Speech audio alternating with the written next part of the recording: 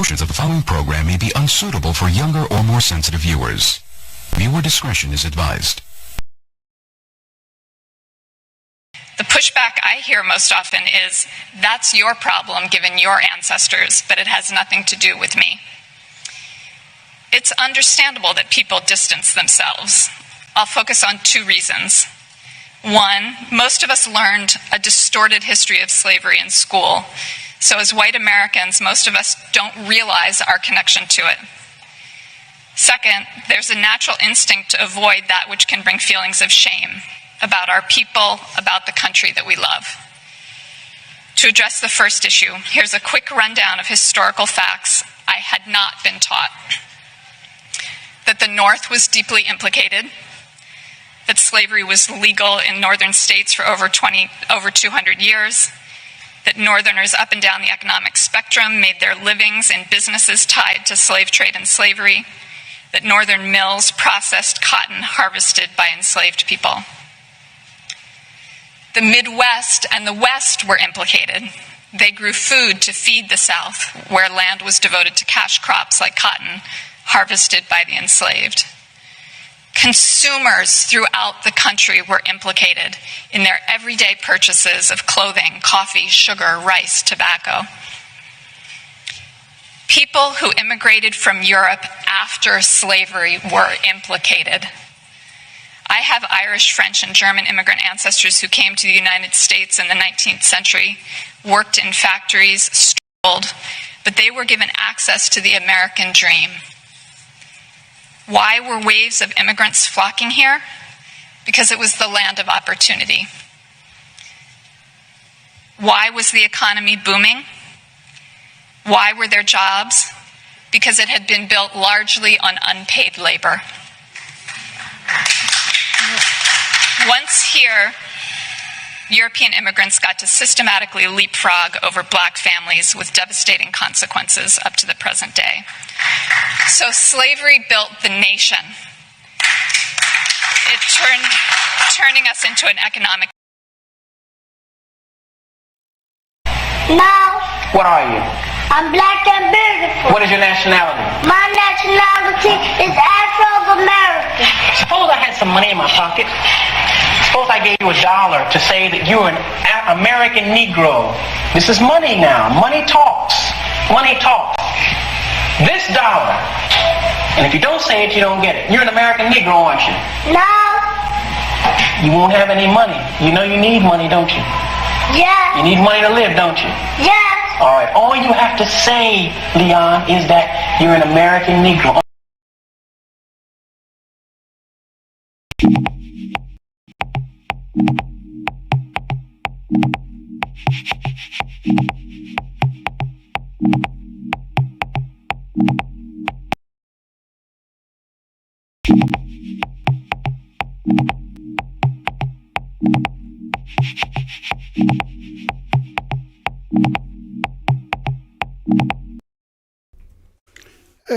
Hey, how's y'all doing, everybody? Again, this is your host, Mr. Blows Your Minds, and welcome to the most hated show in the black corner of the internet. First and foremost, I want to say what's good to the fan that you happen to be in the house. Caught you on a Friday night. Might have been doing something else different, but since you done got nothing else to do, you come on over here. So we welcome you over here. Pass it by, you have to pass by. This is the most hated show in the black corner of the internet. Been in the business for some time, but you can't tell they through the views, or actually we're going backwards when it comes to subscribership. But welcome, come over here, go down the aisle, happen to see something to make you feel some kind of way. Remember, the motto of my show is the truth don't need no partner. Now we know that being January 29, 2021, there's been so much going on in this country, dealing with going on a year almost with this coronavirus, and the fact of a lot of things that happened in between then and now we in 2021 seems to it's done heighten to a level that some people have no explanation for. As you heard in the intro there, you heard a woman sitting there and kind of like some kind of proceeding where they was like kind of like this, with the HR 40, where they talk about commissions to study, reparations. You know, that's a dirty word. That's a 4-letter word in this country when you talk about that word reparations, because people on many sides, it's not even really just one side and the other side, there's many sides who feel certain ways about this because, you know, that's just been the dynamic it's been, right? So she said some things that we're going to come back later on and address. But as you've seen the thumbnail that was that may have attracted you if you're not a subscriber, right? Let me go ahead and show that thumbnail. Can we show that for us up there, sir? Go ahead and show that for everybody, right? Today's date is January 29, 2021. The art of how the divide started. Let me say that again. Art of how the divide started.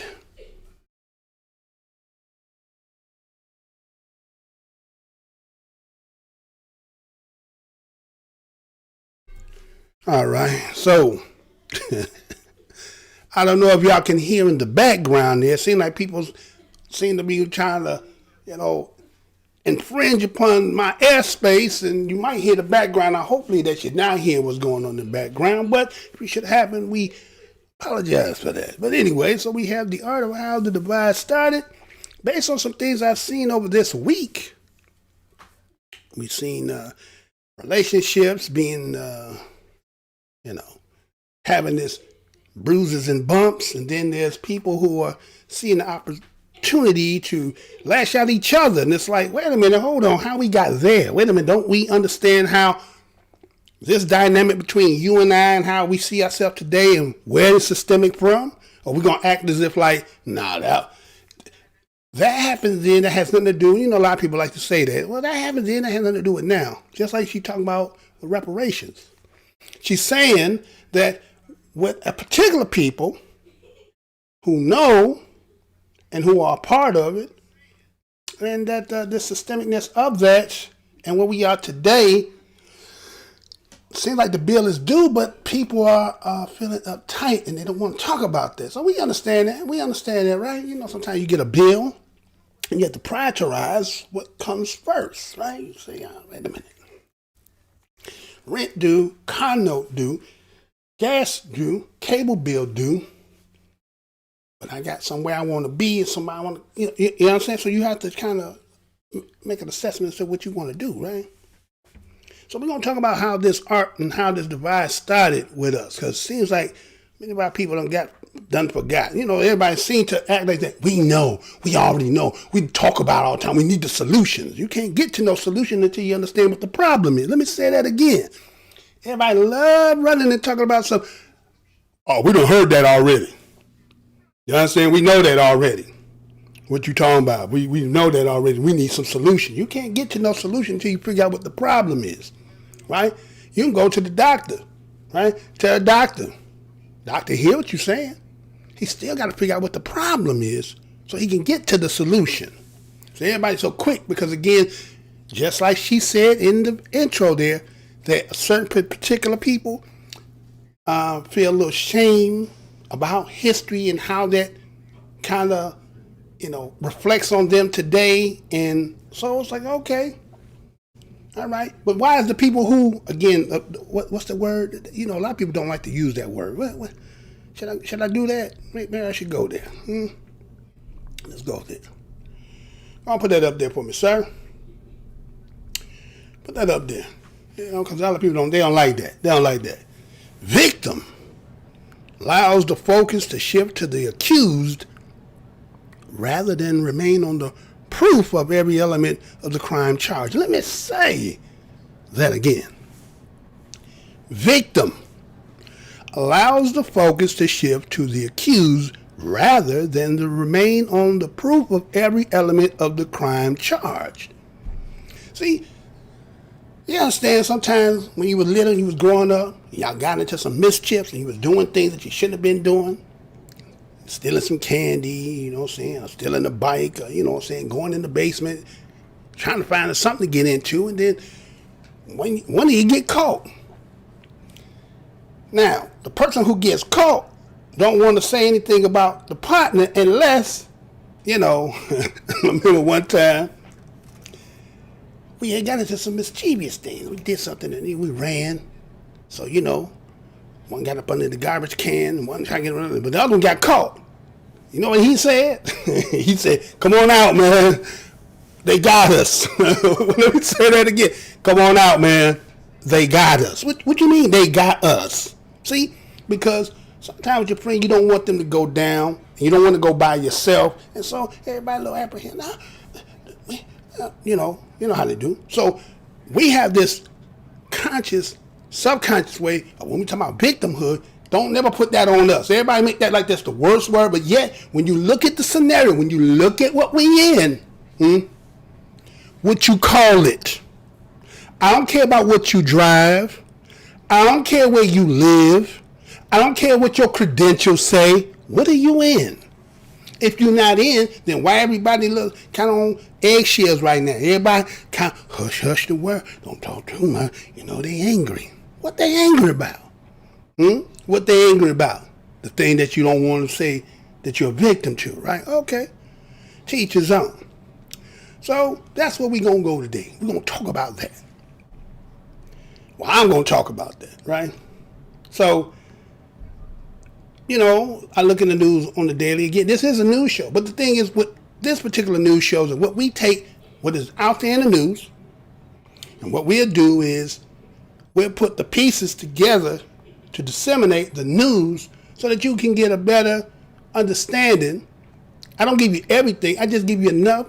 And if you have the inquisitive mind to want to know some more, you going to go even deeper than where I'm going. But I'm going to give you enough, some fat to chew on, so you can go forward. So let me ask you a question here then, right? Let me ask you a question, right? So victim, she said some things in the beginning. If you late to class, then you're going to have to rewind later. But I seen, matter of fact, before I even go there, let me give some honor and some commemorations. I should be talking about Cicely Tyson, right? She passed, right? But we'll do that the proper way. But as I showed in that art there, right? I showed the art of an individual that if you notice in the background there, should we put that back up there again? Put that back up there. Put that back up there for me, sir. Yeah, put that back up there. Yeah, put that back up there. Yeah, that one. Okay. So if you go back and you look at the kind of the background, let me tell you something about this background here, right? So you see in the background, that's a famous image for many of those who are Black Americans in this country. You know where that come from, right? You remember the show again, depending if you brand new out the pack. And even today, you show reruns, right? So I remember that picture there, right? But then I threw something in there because that's symbolizing how we need this divide we got. We need to be like that. You remember that from Love and Basketball, right? Remember how that whole thing, they grew up together, knew each other, grew up, played sports, competed against each other, became boyfriend and girlfriend, and then as they got older, you know, life changed because of pursuing of their careers. Then they end up being with other people, and then eventually, you know, life change. You get in different relationships, and things don't work for one, and might be working for another one. But still, in the back of your mind, you still got some kind of love for one another. You're always thinking that the other relationships that you were in probably were better, but this was one that was grown from the concrete, as they say. We came from the concrete, moved ourselves up, and so we're so divided that we look at everywhere else to be somewhere else is better. We're going to touch on that. But there's a reason why I got that in the image, right? But we're going to give some praise to the individual about that painting in the background. If you ever heard of the brother, his name was Ernest Barnes, right? Oh, Ernest Barnes, right? Let me tell you a little bit about Mr. Barnes here, right? Because what we do over here, again, you don't have to be black to be over here to hear, right? It's not, this is EEOC over here. Anybody can come over here and participate and all that other good stuff. But we as the people, right? Again, I say Black American descendant of slavery, but I got a new one coming up because that's a little damaged these days, right? not as the lineage, but some things have been going on where it's, it's just like, okay, I'm going to always be clean by blood. But I think I've came up with something that might be a better way to describe who we are. But in time, those you avid watchers over here, and if you're new, go ahead and over there, subscribe. You know what I'm saying? I got another channel over there, Black Minds TV as well. You can go over there as well. But anyway, we talking about Ernest Barnes Jr., right? This is the artist who created that image you've seen behind the Love and Basketball there, right? And he grew up in the Jim Crow era, came out of the community called the Bottom, right? He was out the Bottom, coming Durham, North Cackalack, right? In the Haiti district of the city. And as the story goes, that his father had worked for a shipping clerk. It was called like Myers Tobacco Company or something like that, I think I remember. And his mother worked as a kind of a house attendant. That's kind of one of the things that how we survive coming up during a particular time, especially coming to the 50s, 60s, and so forth, right? People go and clean up folks' homes. And so she particularly had worked for somebody who was considered a prominent attorney and worked at the local board of education. And there was a member there, that name was Frank L. Fuller Jr. And so one day his mother took him along, accompanied her to work. And the employer that she worked for was encouraging him about his pursuit about arts and books and classic music and things like that. And that kind of intrigued and captivated Mr. Ernest Barnes, right? At that time he was Little Barnes, right? And so what he did is he he took a liking to it. That's how it is, right? Somebody introduced you something when you're little because they can see the potential in you. And like a fish to water, sometimes what happens is somebody will gravitate to something and then like a seed planted with water and then eventually will sprout.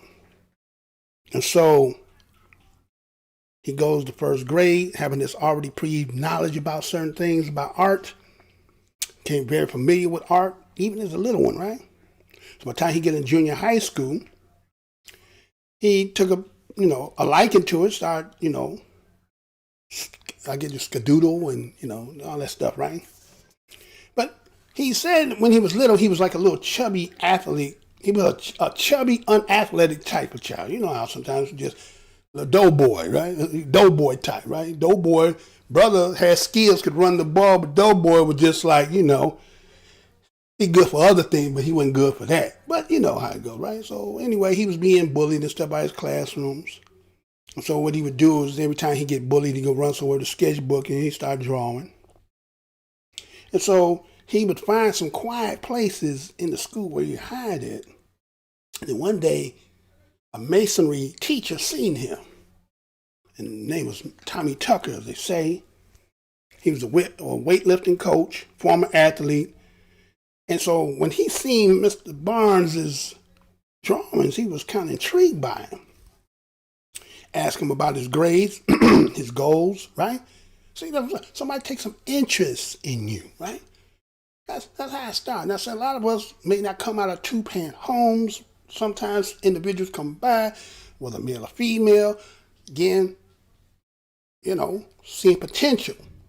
See, sometimes you can look at individuals and see, like, if you're a parent and you got children and they bring somebody to your house, you can evaluate certain things based on your experience in life and seeing people and be like, yeah, you remind me of somebody.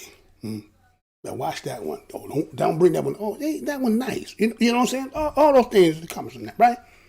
So this individual, Tommy Tucker, tells him, he was to be a bodybuilder, and through his rigorous training and things like that, you can change from being a chubby fat kid.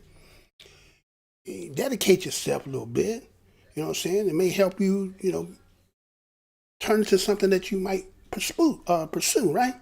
So he took that advice and go ahead and got into football.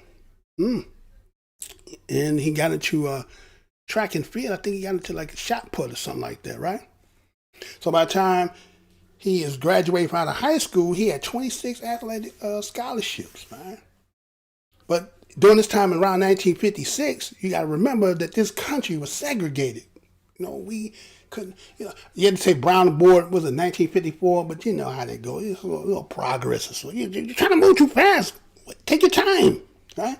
But anyway, so he's coming at this time trying to go into it. So he trying to use them 26 scholarships, trying to find some school to go to.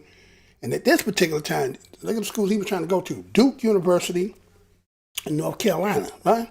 Those like the schools that, a lot of people want to attend, especially when you look at all the alma maters that used to go there.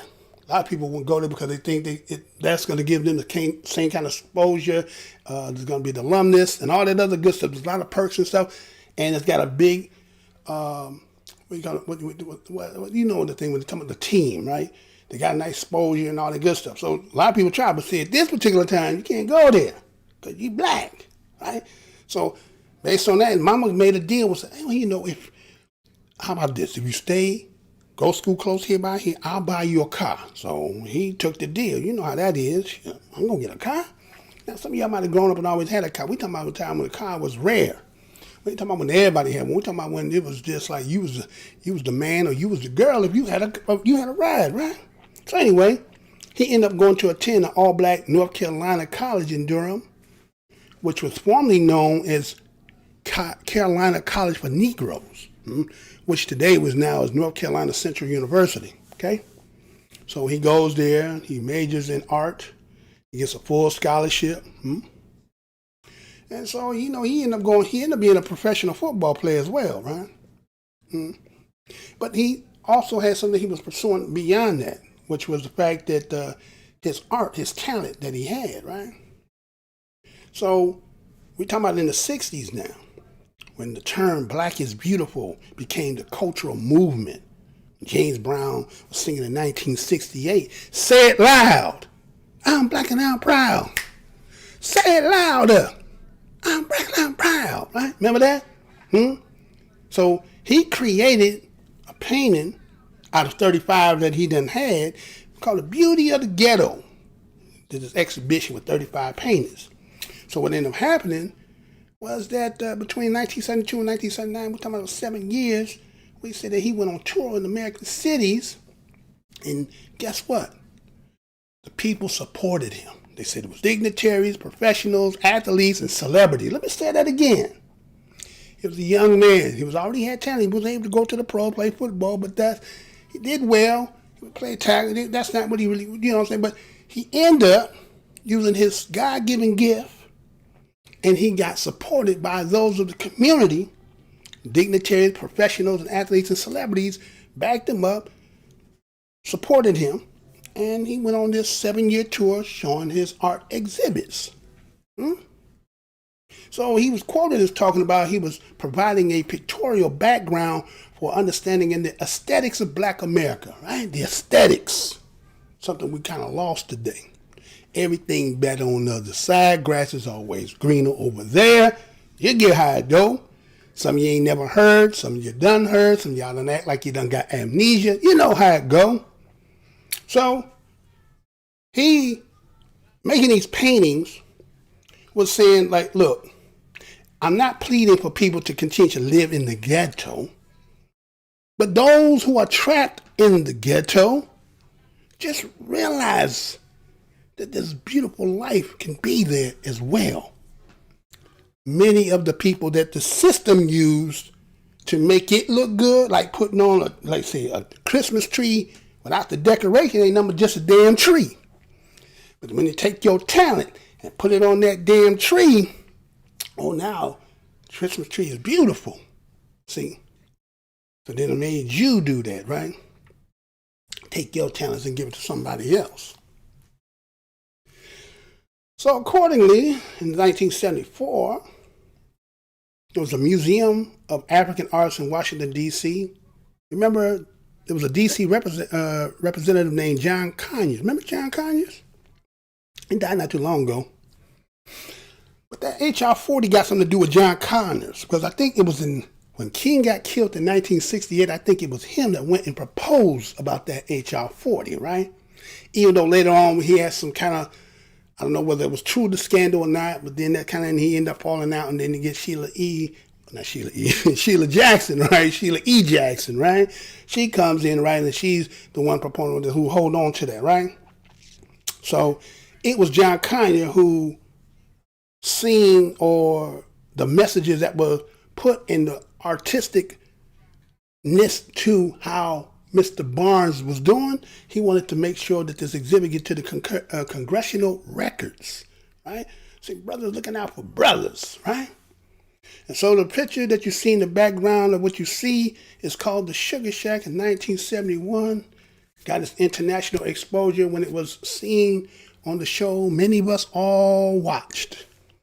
That was some of the things, again, thinking of that time, ain't too many of the shows.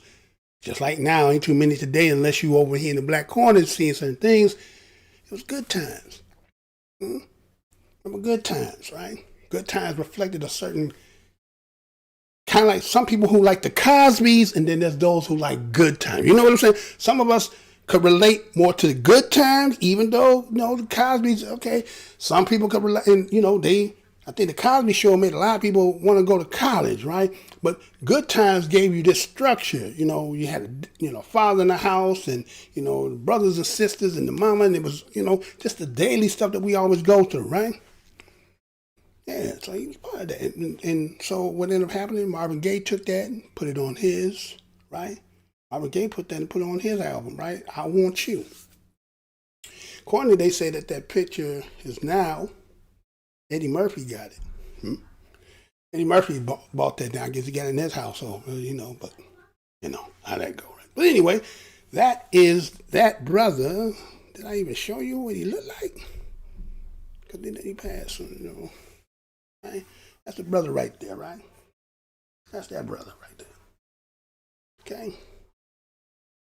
So, just give you to the background of that picture what I did with the thumbnail, right? So let's get into the show. All right, so there was a story you might have heard. And let's see. Can there be, is there such thing as privilege? Right? Is there such thing as privilege? Is privilege something that is given, or there's something that is just naturally you have it, right? Well, I've seen this story. Some of y'all might have seen it. Go ahead and put that up there for me, sir. Before that, let's go ahead and take the break and then come back to that. Yeah, take the break and we'll be right back. Check this out. Y'all be right back.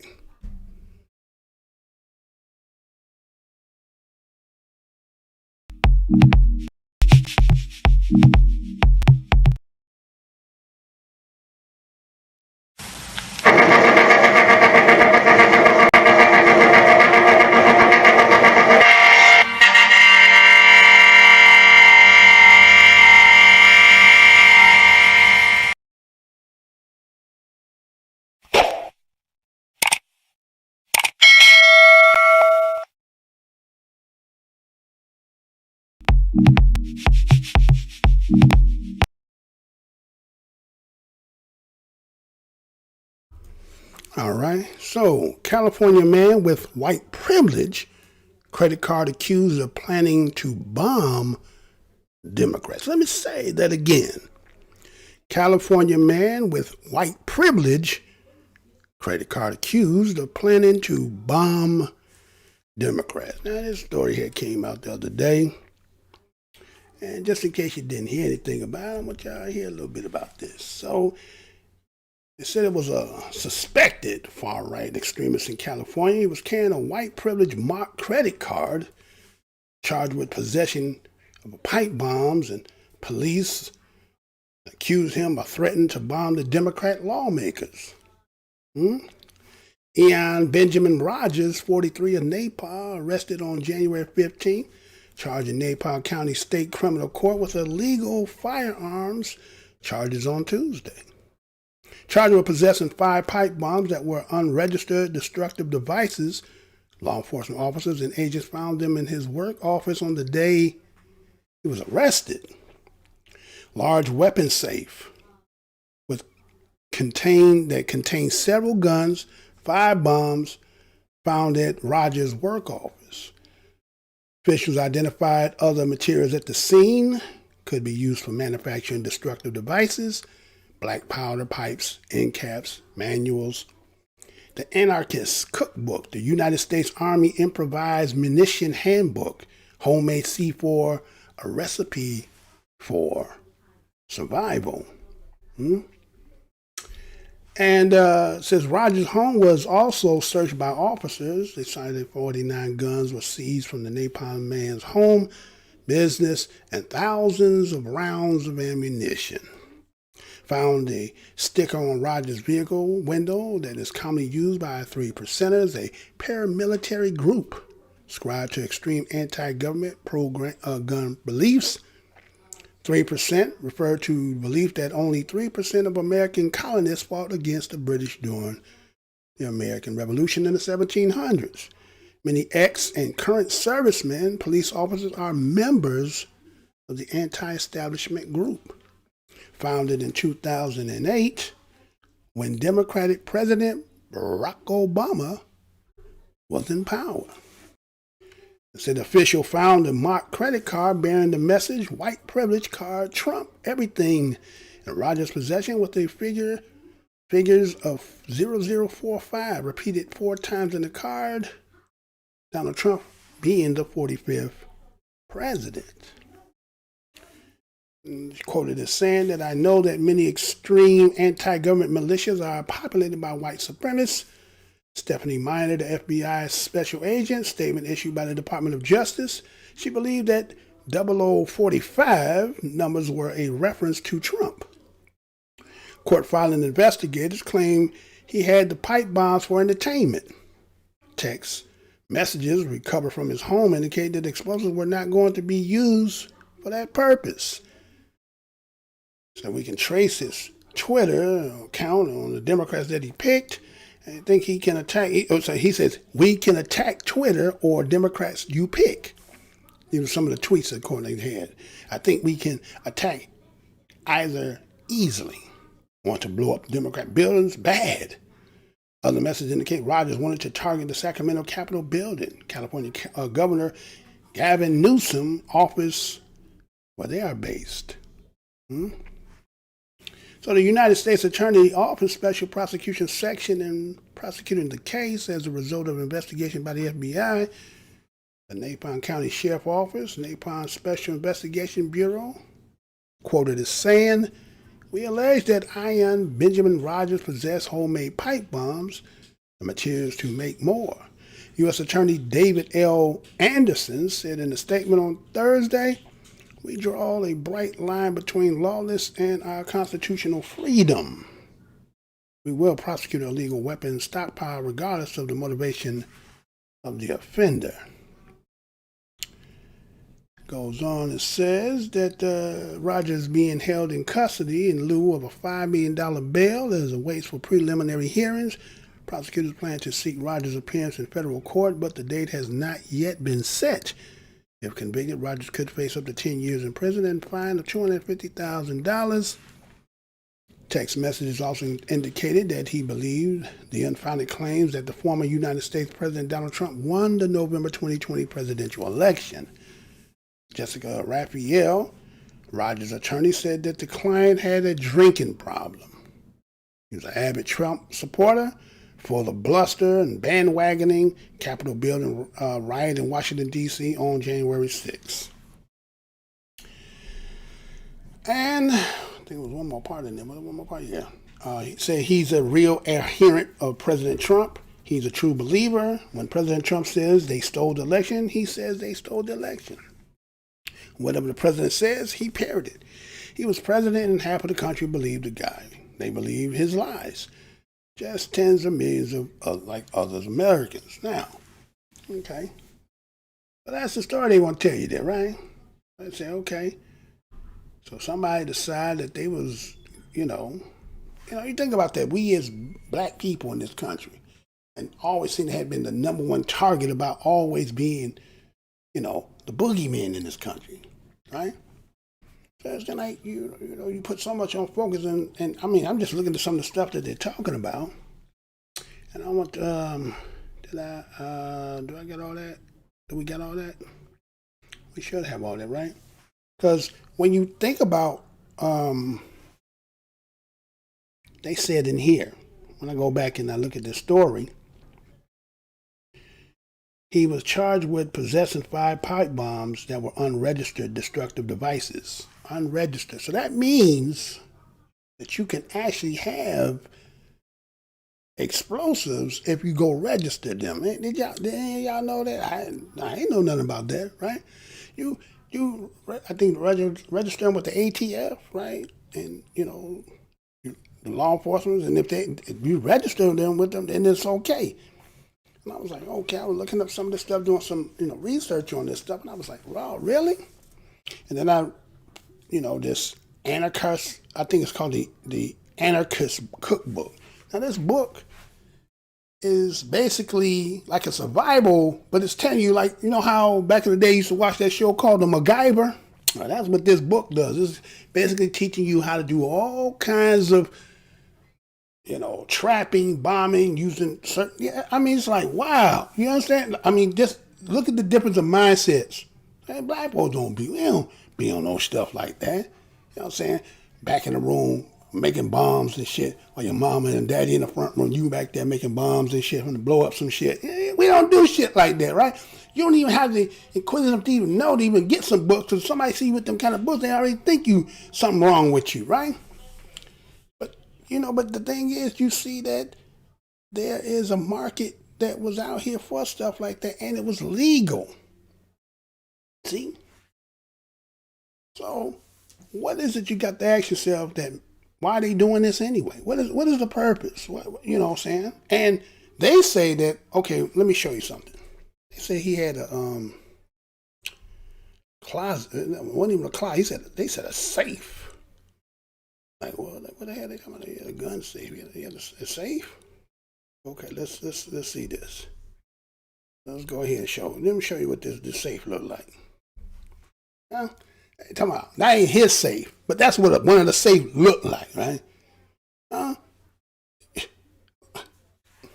If he won, then again they were talking about you got people who call themselves 3%ers. You see people who in there who policemen and all. They all got that? They all got that too? Huh? Again, we as American as anybody, if you want to say it, we more American than anybody, right? And all the amendments we talk about for rights and all that stuff, I'm pretty sure man will be down for that too. But I don't think you can go in the crib, you got that. Now, some of y'all, depending on who you be running with, you might got some of that stuff. But look at it. I mean, just think of that. You prepared, you know what I'm saying? Matter of fact, I think that was like John Wick, right? John Wick went into the back, stopped knocking down the damn floor, had all his gold bullets and stuff up under there, and prepare for something, right? Like, what's really going on here, right? So, I'm talking about paramilitary groups, right? They seem to be anti-government, right? So all this time you've been sitting here focusing on black folks and black men, and your own cats in the background doing all this here, now to the point they done infiltrated so much, they're so deep into the game, right?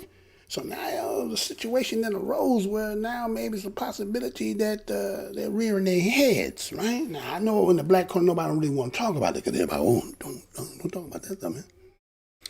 Who else gonna talk about it?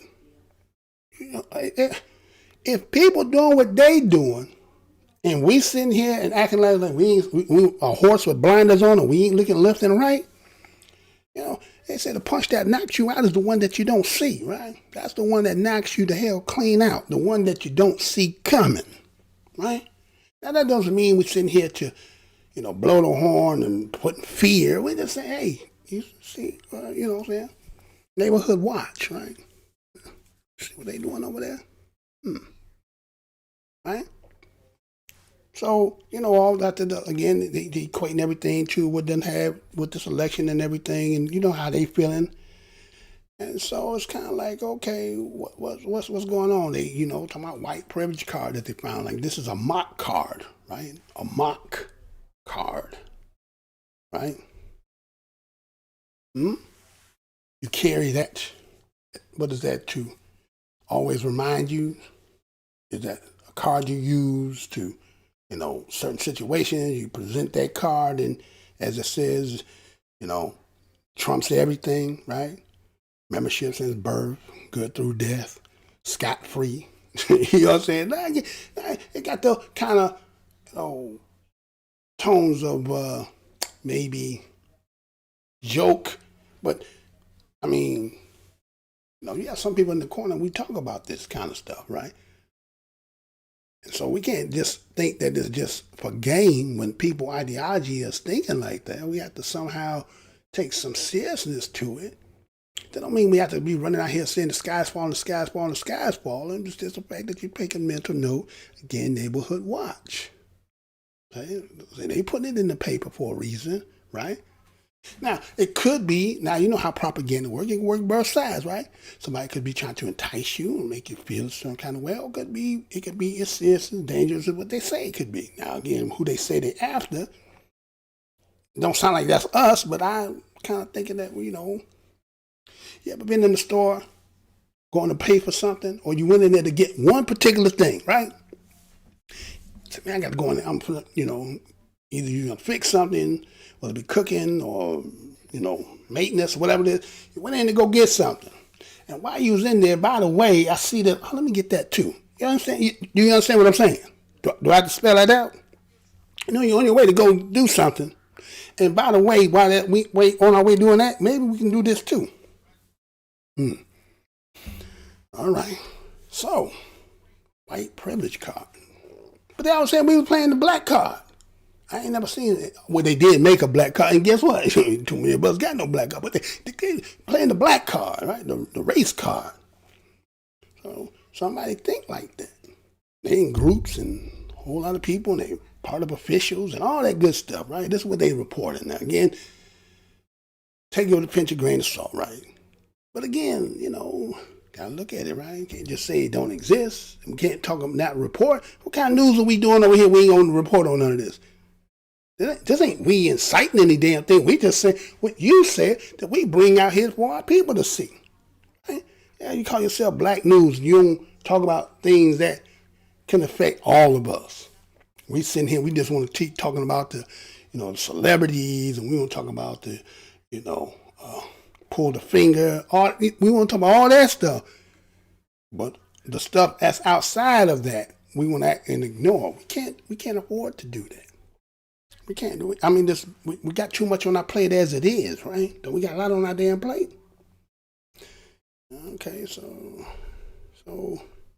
what is the catalyst for all this? Right? What would be the catalyst for all that? You might know. Might know what the catalyst is, right?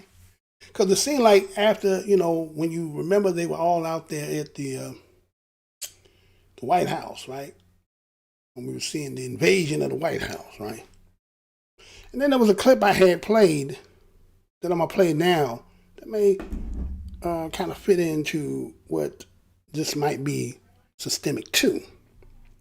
So check this out, and you ready to play that? I'm ready to play that. Yeah, go ahead and play that for me, sir. Okay, we're going to play this, and we shall be right back. Check this out. I grew up in the 1960s. I was maybe 7 years old during the riots in South Plainfield. You grew up in the 60s, my people were dying every day. Okay? Thank you. Yeah. The judicial system worked. Yeah. You trust the process. You vote. And that changed. There was no racism in the United States. There was no racism. There was none. Now they've recreated racism. They've recreated it. Not in your world. All my forefathers who hung on the strange fruit, it did work.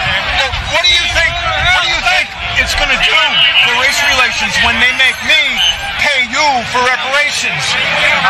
What do you think that's going to do for race relations, officer? You think it's it's going to help? You think it's going to make white people like black people? That's what they want to do. It works. That's what they want to do.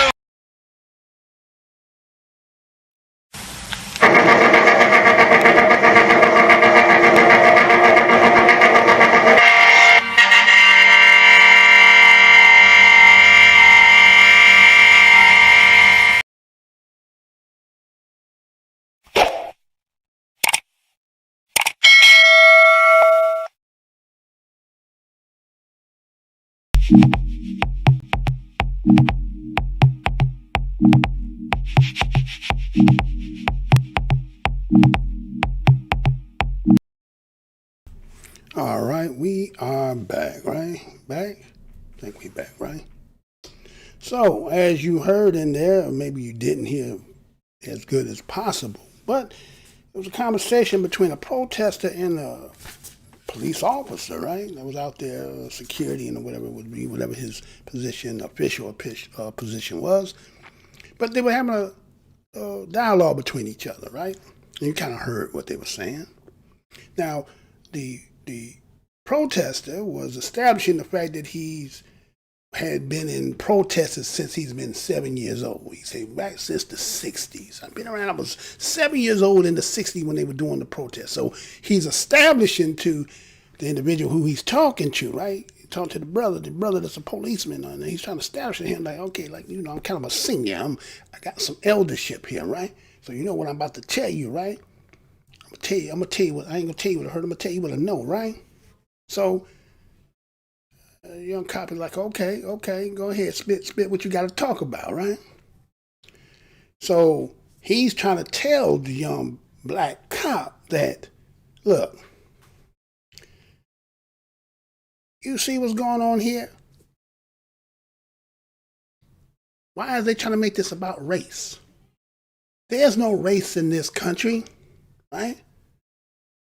So, young bro, you know, sometimes when they brand new, and sometimes you hear people when they try to explain themselves, they be like, they really can't articulate what they want to say.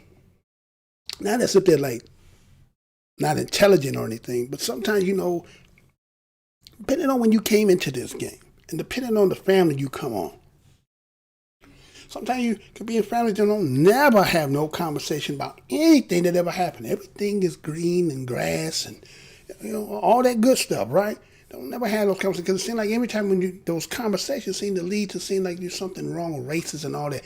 I understand how that, when the history that we had to endure has to be kind of like how certain people say never forget. I mean, what's wrong with us having those same conversations? That don't make us racist, because how we look at things and how people have, you know, we had to endure what other people's mentalities have been. So isn't that just the righteous thing to do, is to rear one up as to preparing them so when they have to be out there, so you don't not talk about all the ins and outs. We're going to leave out that part and just wish it to go away. And look what that wishing has done. If we really be honest about it, what has that wishing done to us, right? So the young brother said that, he said, the cop was like, well, my people been dying ever since the 60s. Touche. You know what I'm saying? He stuck them back. Like, you want to sit here and talk about, there ain't never been no racism in this country. Thinking that he was a young brother, that he didn't know, but this brother was tied to, you know, he know who he is. And he didn't back, even though he's in an official capacity. Man, let me tell you something, man. My people been going through this since the 60s. What you talking about, right? And he said, this is how the system works. They're like in the beginning there, when that woman was sitting there telling about the history and so forth. I'm going to go back to that again, but like that woman was talking about, right? And so, why is it in somebody's mind? Why is it that people on the other side wants to tell you your side and their side, and then that's the truth to everything, right? Okay.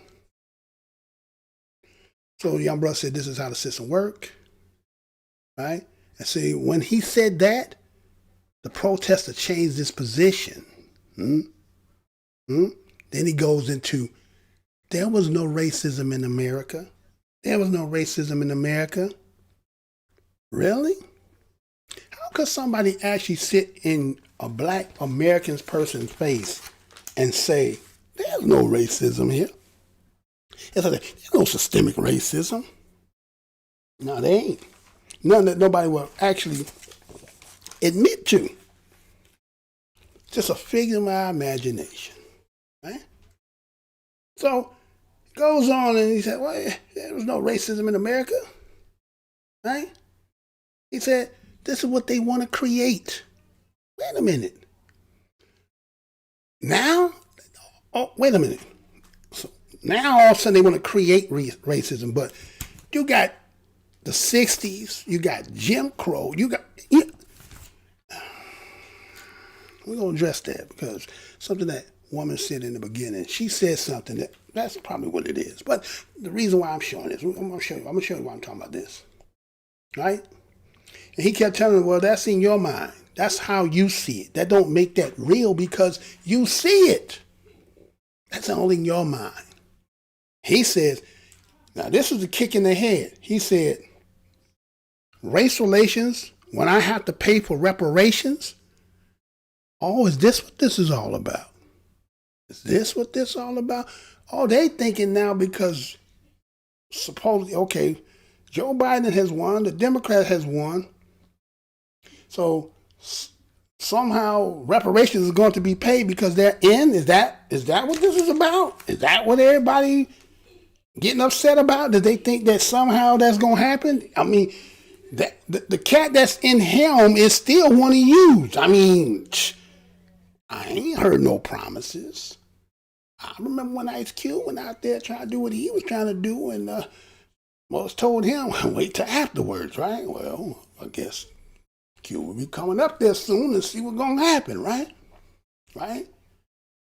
But I think the uneasiness that many of them might be feeling is the simple fact that you're one heartbeat away from somebody who says they black, you know what I'm saying, they wear Chuck Taylors, right? They went to HBCUs, right? They're one heartbeat away from somebody who, if you go back and look in the records, said that they was, when they president, I'm going to say that again. I played it. I didn't play it today, but I played it back in the back.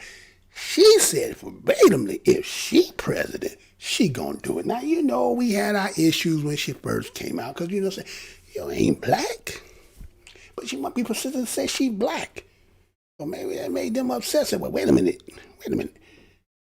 I thought you was like Indian Caucasian, right? But now you're in a position, what's going to happen now? Are you going to come out on a bag with them and ta-da, we're going to do it, right? Okay. Is that what all this uneasiness is? Because it seems like everybody kind of feeling like this is the main thing, right? They really upset about something. Like, what's going on? So I seen this too. And you hear this. Come right back. Check this out. Portions of the program may be unsuitable for younger or more sensitive viewers. Viewer discretion is advised. And you're on my shit list. And if you think I'm gonna have a fucking nigger tell me he's not moving off my driveway, think that you can't use that language. I can use the word nigger all goddamn motherfucking You're harassing us now. You're harassing us. No, really? Did I touch him? Did I assault him? Did I hurt him? Yes, that's an insulting word. Fuck you, and fuck you. Good, the cops are coming, tell them I called y'all niggers. What the fuck ever? I didn't call y'all niggers. I called that fat ass. You cannot say that. I will move this truck right now for your trailer. I can't say nigger. Please bring it to me in writing. I will move the truck. Okay.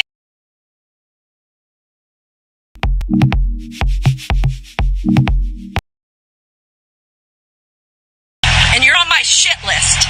And if you think I'm gonna have a fucking nigger tell me he's not moving off my driveway, think that you can't use that language. I can use the word nigger all goddamn motherfucking You're harassing us now. You're harassing us. No, really? Did I touch him? Did I assault him? Did I hurt him? Yes, that's an insulting word. Fuck you, and fuck you.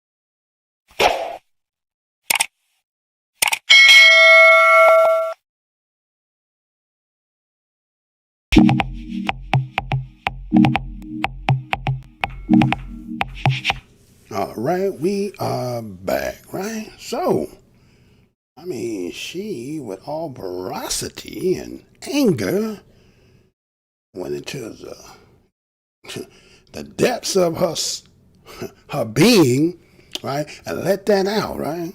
And said, I'll say it and keep saying it, right? Where, again, where does all this vitriol come from, right? Where everybody's just so angry and so with such ferocity, like, just done lost their mind. Just 4 years ago, everybody was seen to be okay. But then the minute something happened, but again, I understand that position. I get it. But, I know the face, and many of them, they believe that what they think they know, then if what y'all think y'all know as to what really took place, then why would you be having angry at us? See, that's like the coward way of doing it. Like, we gonna blame you because they said it was you, but you saying that something else took place, that the reason why that happened. So why you blaming black folks, right? Think about that. If you say that some irregularities happen, right? Irregularities happen, and you believe that, and y'all come to have evidence and proving that that's what done took place, then why are y'all so angry? Y'all really believe that we one heartbeat away, that somebody gonna get in there and they gonna really do something for us? You get what I'm saying? Is that what people really thinking? I don't know, man. I understand about some of the other stuff they talking about. But just, in the face, like, wow, like a dungeon dragon, huh? Just remind me of a story. I done said it once before. I remember one time I went somewhere. Had some 50-cent pool, right? Brother like to play some pool, you know what I'm saying? Pool on there was 50 cents. Put 2 quarters up in there. It was a little bar. Place that you come across when you, like, from work going home. You understand what I'm saying? You know how you work somewhere and then you come across somewhere and there be a place there and you going home? They stopped up in there one day. Went up in there, 50-cent pool, you know what I'm saying? Kind of like a tavern a little bit, right? You got jukebox, and buy a couple beers. Man, they're playing, right? Brother want to start, he want to keep playing the music in there. And I'm looking like, just play the game, out of, you know what I'm saying, right? But anyway, he do it. We in there, we bumping the beats.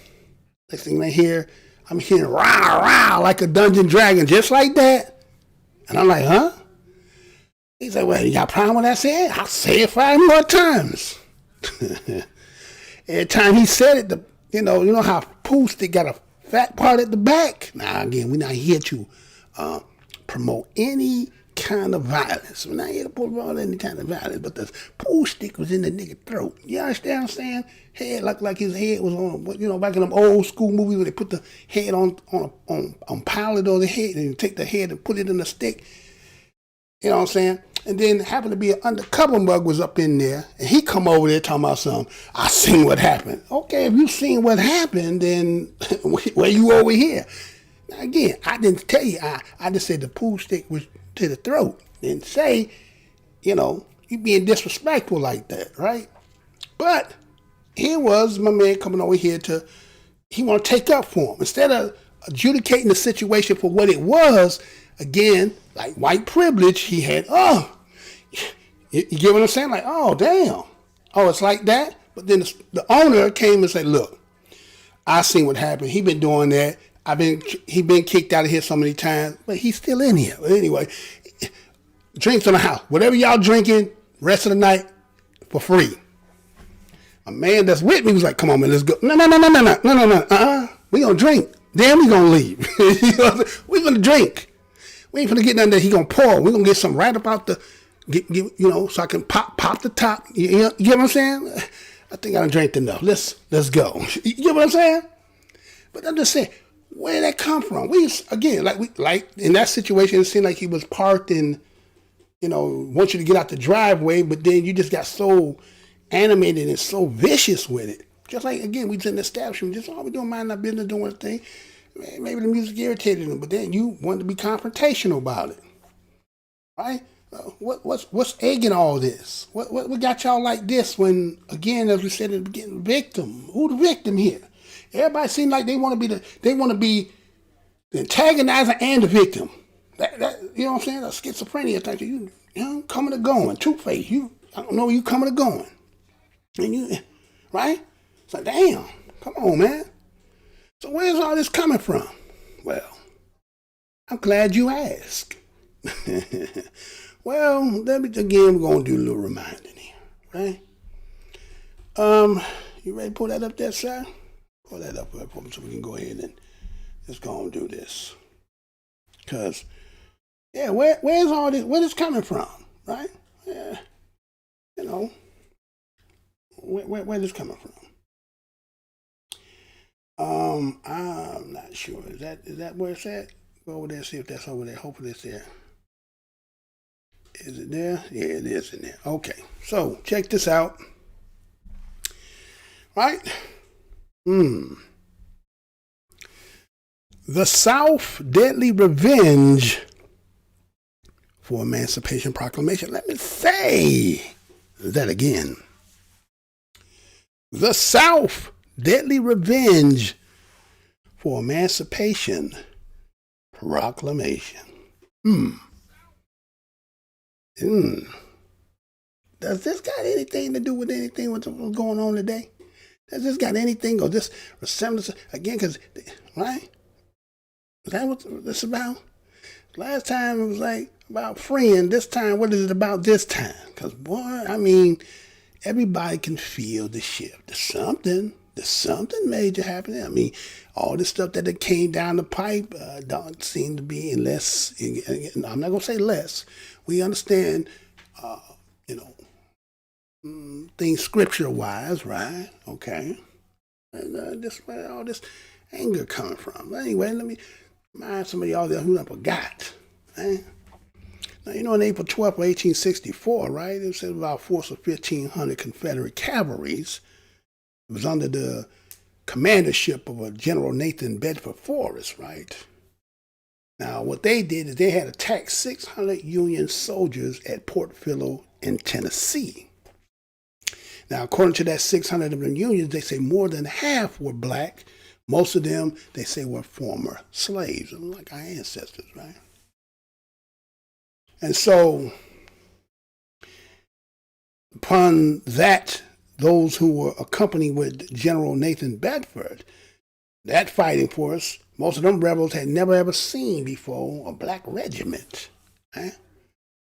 And so these that would be considered some of our people, black soldiers, they had fought at this time, but let's say that about a handful of engagements between 1862 and 1863. Right? And them being in combat, based on the simple fact they had just got off the plantation, this is kind of new to them to be in this kind of position, right? Like I say, brand new, right out the pack. I mean, just imagine they're coming right up off the plantation and getting right into uniform and getting right into the business, getting down, right? So based on them not having the full training other than just the natural ability, right? They according to what they write in history, well, the fight didn't last long. Well, I guess not. You say 600 of them, but how many was it of you? You didn't say that twice, right?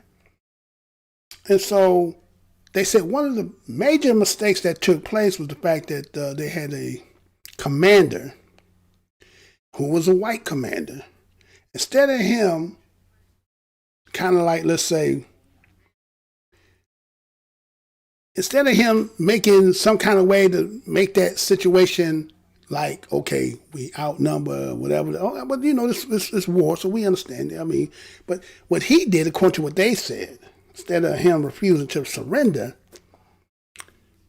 he told them, let's fight, let's get them. So what happened? They slaughter began, they say.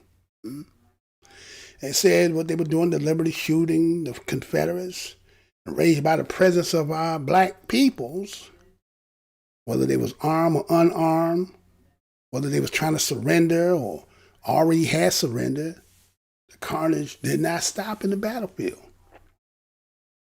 So the wounded and the sick that was still up in those hospital tents, they went up in there and they butchered them up too. Right? And said by the time the last prisoner was executed, nearly half of Fort Pillow, the garrison lay dead. They said it was 600, right? Half of 600 is 300. So overwhelmingly of those who were there that participated again were blacks, right? And so these were in the early years the Civil War had seen as an attempt, Union, to try to put the Union back together, they say, right? But a lot of people don't realize, just like you heard in the beginning in that video, where the people don't realize that the North had endorsed this idea. It was the North that did that. Because most of them were not even abolitionists. You know what they had a problem with? They were having a very big problem with the ideal of our people suddenly mixing with white people. Let me say that again. They had issues for some odd reason of thinking, here's the people who've been enslaved, that the first thing they thinking about is want to sleep with you. You know what I'm saying? Thinking about you. Maybe it's the other way around. You know, you don't want to get to see, see us all out there like that. We didn't get to see you like that, right? So they, according to say that Lincoln had changed his mind, and so that's when you get the emancipation happened in January 1863. They said it changed the meaning of the war just by the stroke of this pen, and they want to now poetically prose. They transformed it from a morally unanchored attempt to reunite the divided nation to a war of freedom and a nation for 4 million slaves. A war of black liberation. See, you like saying that, right? Everybody loves saying, oh, see, we fought, isn't that reparation? We fought to free you, right? All that stuff, man, right? So here it was that Lincoln gonna say that an army of black men would be raised from the native soil. Native soil. Why didn't Lincoln say native soil? Why did Lincoln say native soil? He didn't say immigrant soil or immigrants who are migrated or who. He said native soil. That these army black men who come from this native soil will become the instrument of their own deliverance. So the goal of the universal abolition hung suspended in the fog of war. First and most critical phase of Lincoln's emancipation campaign was actually enlistment of our ancestors, right? Getting them, mustering them up, putting them on uniforms, learning them how to march, shoot with their white counterparts. Now, I don't know how you did all that in that short period of time. You ain't do all that. I understand that that's history, right? You know, he didn't do all that. You couldn't have did all that. He ain't do all that in that little period of time, right? And so they go and they quote the fact that Frederick Douglass had talking about, never since the world began was a better chance offered to a long enslaved and oppressed people. A better chance. Huh?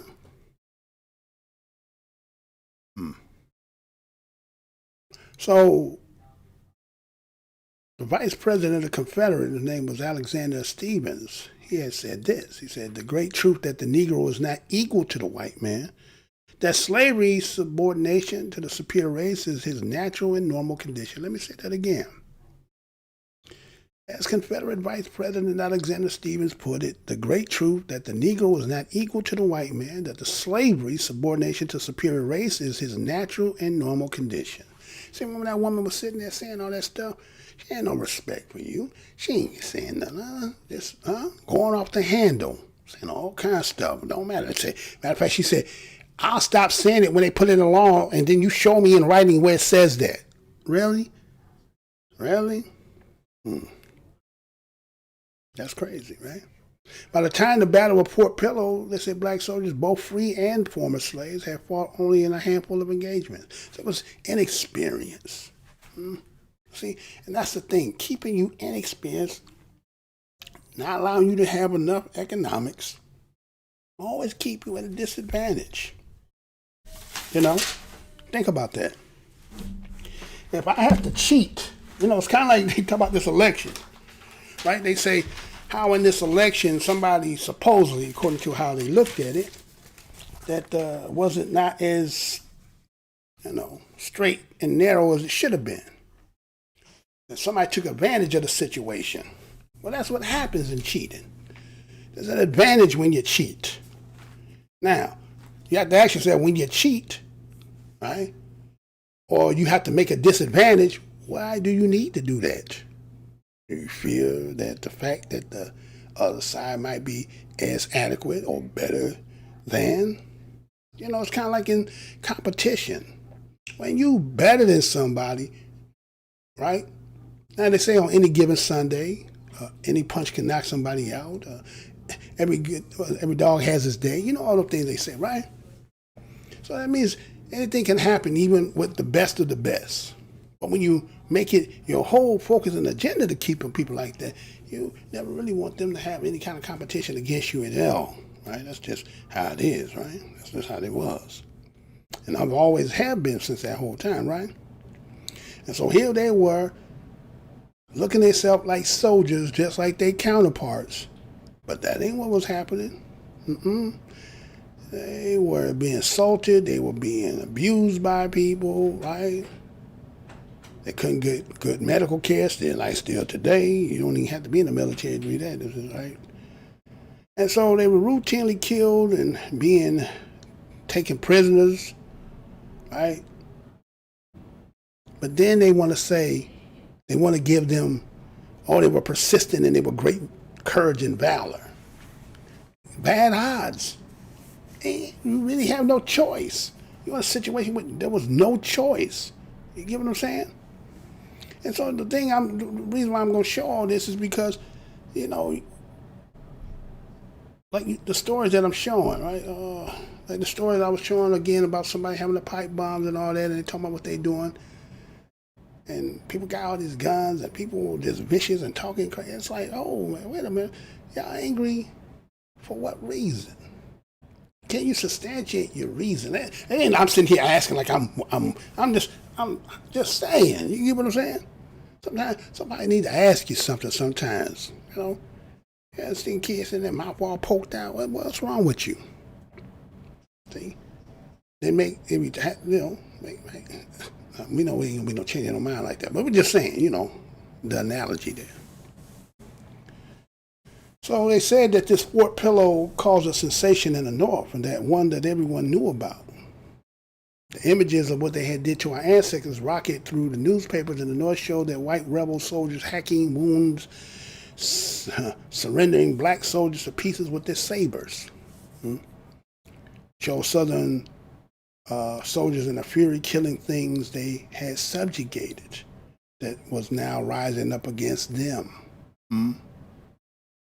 Black soldiers were changing the war's moral and physical logic. Let me say that again.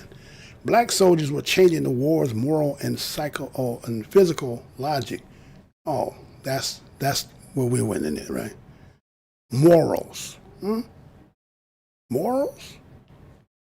What good is moral when you with moralless people? Oh, you took the high road, right?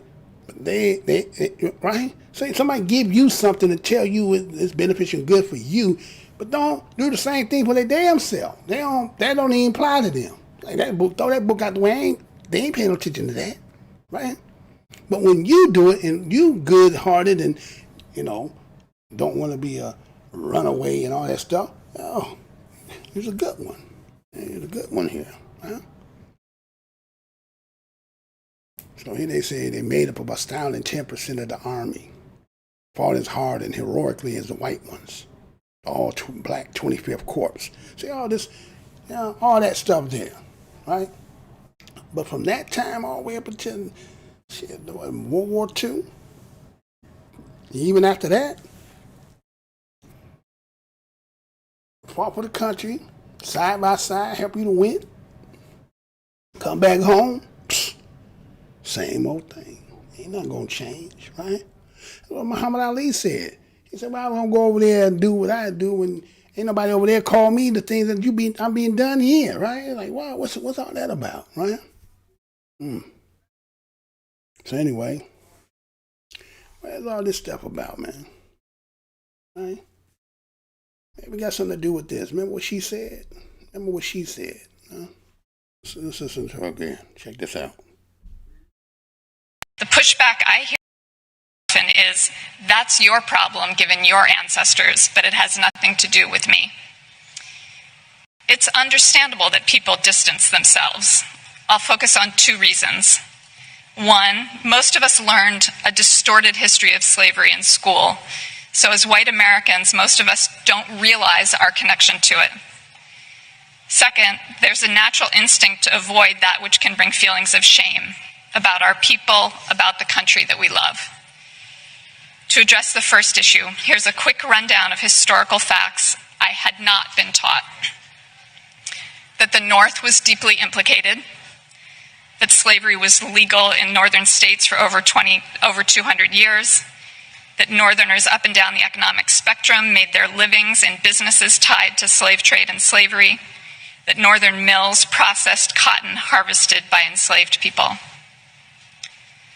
The Midwest and the West were implicated. They grew food to feed the South, where land was devoted to cash crops like cotton, harvested by the enslaved. Consumers throughout the country were implicated in their everyday purchases of clothing, coffee, sugar, rice, tobacco. People who immigrated from Europe after slavery were implicated. I have Irish, French, and German immigrant ancestors who came to the United States in the 19th century, worked in factories, struggled, but they were given access to the American dream. Why were waves of immigrants flocking here? Because it was the land of opportunity. Why was the economy booming? Why were there jobs? Because it had been built largely on unpaid labor. Once here, European immigrants got to systematically leapfrog over black families with devastating consequences up to the present day. So slavery built the nation. It turning us into an economic.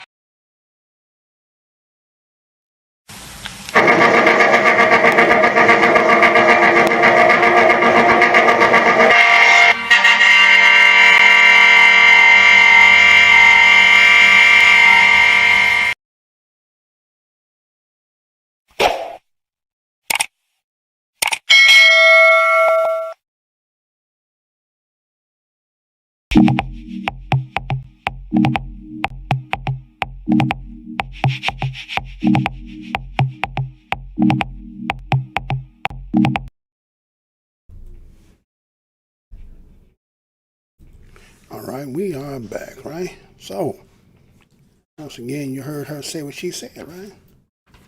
Right? Well, is it true? Is it true? I mean, they again want to make it seem as if like, we were miseducated about what really took place.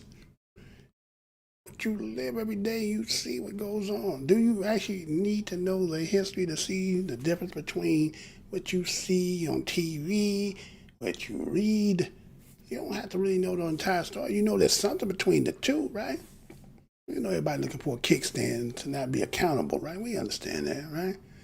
And how they shame. See, the thing she said is the shame. We as a people are shamed about what took place. Then why act so vicious towards the people who has been perpetrated against? Does that make sense? Does it make sense that you lash out in anger against the people that had been done wrong, but somehow psychologically you're reversing and making yourself the victim? Then something not stable somewhere, right? So, you know that kind of stuff, that stuff has its effects. I mean, look at what's happening. This country is becoming ripping apart because of not mending what had been wrong. And so we're just going to keep acting just like we don't never have to deal with it, and we doing things stealthily and covertly to try to rid our Negro problem. Isn't that really what's really going on? And so other people who you're making a lot of noise over there, sir. I am live. So live people, right? Never mind. Hold on. Let's just do this. Let's just do that. So we're not sitting. Nobody's sitting around looking for no sympathy. Somebody talking about, oh, Mr. Johnny. No, none of that. None of that. No. The temperature, man. The temperature in this country, man. Right? Sometimes you have to have this conversation. I know no people don't want to say this, because again, you know, they can be angry about this. They're already angry, right? The question becomes, you know, how do you rationalize that? How do you rationalize what you're doing when you know? It's like, what was it? I think it was the same. It's like, I hate you more because I know you done me wrong, right? Let me say that again. I hate you more because you know I done you wrong. That's a problem, ain't it? That's a real problem. It's such a problem that we've been dealing with so long that you can make stuff like this. Racism literally ages Black Americans faster according to our 25-year study. Let me say that again. Racism literally ages Black Americans faster according to our 25-year study. They grab some people together, has been studying them for 25 years and seeing the effects of just living in an environment that even if they don't have proximity to the individuals, that it affects them in such a way that it gets into the molecular structure of the individual that ages you from within yourself. So just imagine that. That's like remote control. Let me take you back a little bit. I remember when I was a kid, we had to get up. Mama, they say, hey, turn that damn TV for me. Shit. Turn the damn TV, go up there, turn 2, 5, 7, you know. Then somebody invented the remote control. Had the little 2 buttons, was it 3 buttons on it? I think 3 buttons on there, right? Oh, you thought that was the greatest invention. Then it got a little better. Okay, now. So that's what this did. It's like a remote control. The long persistence of this system of things and the people and the feeling has created, you know what I'm saying? Making people sick. Huh?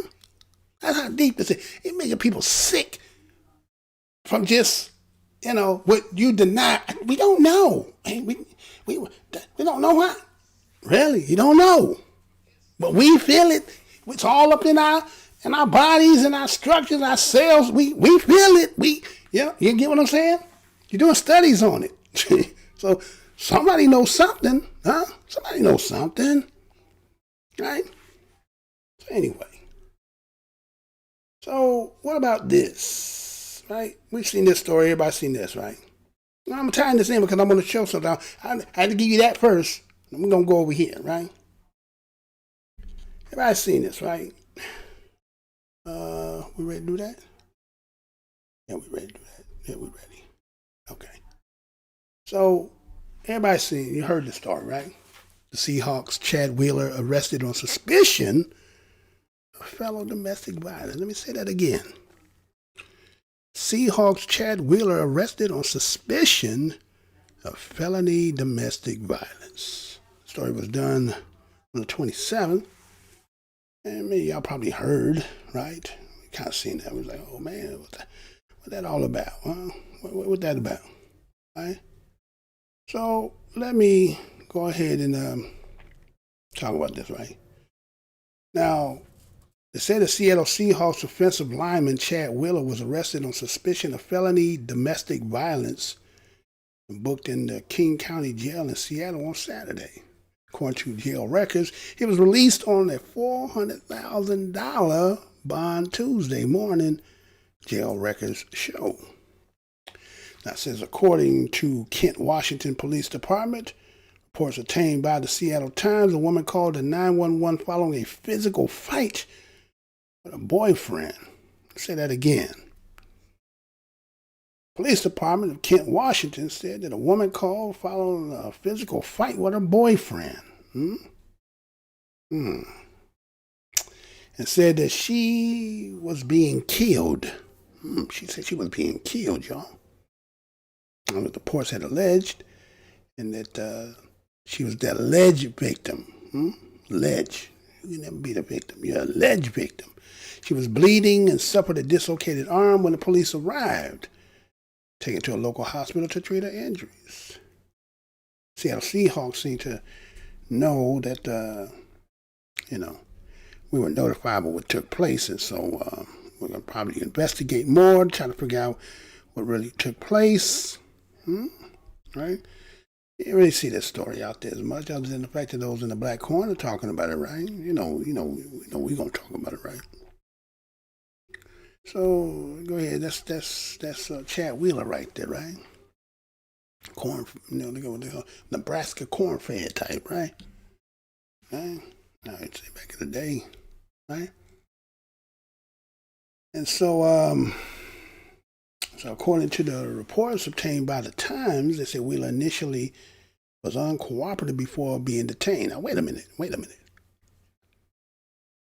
Initially was uncooperative. Now what does that mean, black man? When the police say you uncooperative, what do they call that? Resisting arrest. Am I right? Uncooperative by police when you black. They don't say, oh, initially he was uncooperative. They say he was resisting arrest. Before, ain't gonna be no before he was detained. He was detained while resisting arrest. But they say he was initially uncooperative before being detained. No, he was fighting before he got detained. Well, we can see why. I mean, see NFL, right? Big, no guns drawn, none of that. Okay. According to what they said in that report, they're talking about he had picked the lock of the bathroom door when they said the alleged victim was hiding. Wait a minute. He was picking the lock. He was picking the lock. Him. Him? You know what I'm saying? They don't like me when I get angry. The Hulk, right? He picked the lock. Okay. All right. And they said, now again, remember they saying he picked the lock, he's in the bathroom, and she supposed to been in there hiding, and when the police come, he's standing right beside her. Who let y'all in? Who let y'all in? Huh? And when you came in there, he's standing beside her. Oh, he just standing beside her. He ain't doing nothing else. He just standing beside her. Okay. All right. That's what you say, right? So that's police reports alleged the victim claimed. Now she's saying that he was strangling her. And she lost consciousness. She blacked out. Now the thing is, this supposed to be all coming from the fact that she wouldn't bow to him. Bow down. Bow down. Yes, she did. Yes, she did. She said bow down. Or he said bow down, right? That sound like some that sound like some that sound like some role play that got out of hand or used to that. But what about that? Anybody remember him? General Zod. Remember Superman, right? When he had Superman was weak on that kryptonite, told Superman, he said kneel to Zod. Huh? Kneel to Zod. Huh? Now I look black. Zod look black as a comic, don't he? Got a gold tee, you understand? Beard, black all up the neck, you understand? Yeah, subliminal black, right? Because they weren't making no real black comic heroes, so they had to make some symbology, right? Well, but that's what he did to her. Kneel to Zod, huh? Right, man, kneel to Zod, right? You know what I'm saying? Right? You know what they do, right? Kneel to Zod. It's crazy, right? It's crazy. So goes on and talks about the fact that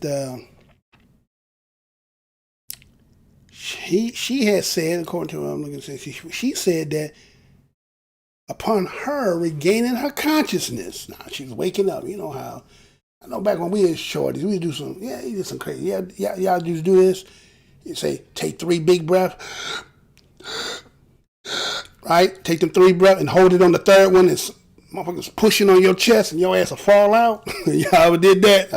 I don't know if I should even say it. You know, he crazy Mother's Day. They'll choke do that shit, right? Anyway, but we do that, right?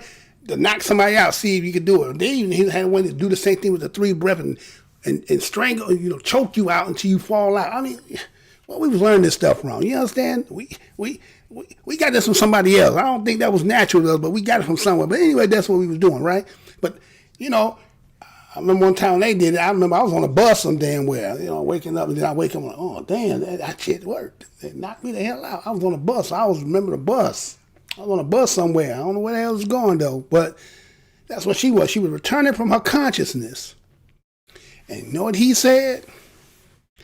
Wow, you're alive? Let me say that again. Wow, you're alive? Now, this ain't making no fun of this, right? This ain't about being funny or nothing like that, right? But the reason why I want to touch this and then tie it in with that history that I was talking about is because you can love and be in a relationship with anybody you want, right? And I guess it can happen. I guess I can't say personally I can say that, but I'm just, those whom it might pertain to, you might kind of understand that better, but I'm just saying, you probably can, if that's your preference of choice, right? So, but understanding kind of like some of the stuff of the history I was just showing and talking about, right? Does that come any play to how you're looking at things and how you want to be and who you know what I'm saying? I know love can be blind, they say, you know what I'm saying? Such a situations and circumstances, right? It's kind of like I heard earlier today that Method Man was mad because Wendy Williams was telling about the fact that he had, because they smoked the blunt together, was out in somewhere and got back and got it. Now he mad because he like, shit, right? And that could be with this situation. You got yourself in a situation and end up doing something, and then damn, got caught up and you all in your emotions and feelings, and now you staying with somebody. It could fall that way too, right? But then you can just have your preference, and this is your choice. So, okay, let's just say this is what it is. And then, we have this thing, especially on this internet, where you have people whose whole platform is based on what they call that swirling, right? We're talking about swirling and interracial and all that stuff, right? So let me tell you something. Right? Let me tell you something. Now again, as I'm talking about, preferences, right? And again, I'm not here to tell you who not and who to love. I'm just gonna say, let's just look at this. Now people be using that word swirler, right? And the root word of swirler is swirl, right? And so when you talk about swirl, do you know that swirl is like confusion, disorder, disarray, jumble, mess, commotion, fuss, agitation, unrest, disturbance, trouble, upheaval, turmoil, storm. That's in swirl. But we gonna say, okay. So what about interracial? Now, okay, Mr. Blue, you ain't gonna say swirl, yeah, okay. That's synonymous thing. You can get those things, all right. What about interracial? All right. Let's see. Now these English words, right? These are English words, right? So if you take interracial and break it into two, right? Talk about inter and racial, right? Okay. So inter means to bury. Inhume is like bury too, right? Entomb, lay away, lay to rest, put 6 feet under, cosign to the grave, funeralize. Interracial. So you're burying something. laying to rest something. You're confused or consigning something to the grave. You're funeralizing one. When you're entering, somebody's getting buried. And when you talk about racial, well, the root word is race. So you're talking about a nation, people, folk, tribe, clan, line, bloodline, descent, breed, ancestry. Bury a nation, bury a people, bury a folks, bury a tribe, bury a clan, bury a line, bury a bloodline, bury a breed, bury a what? So interracial, yeah, but somebody getting buried. You get what I'm saying?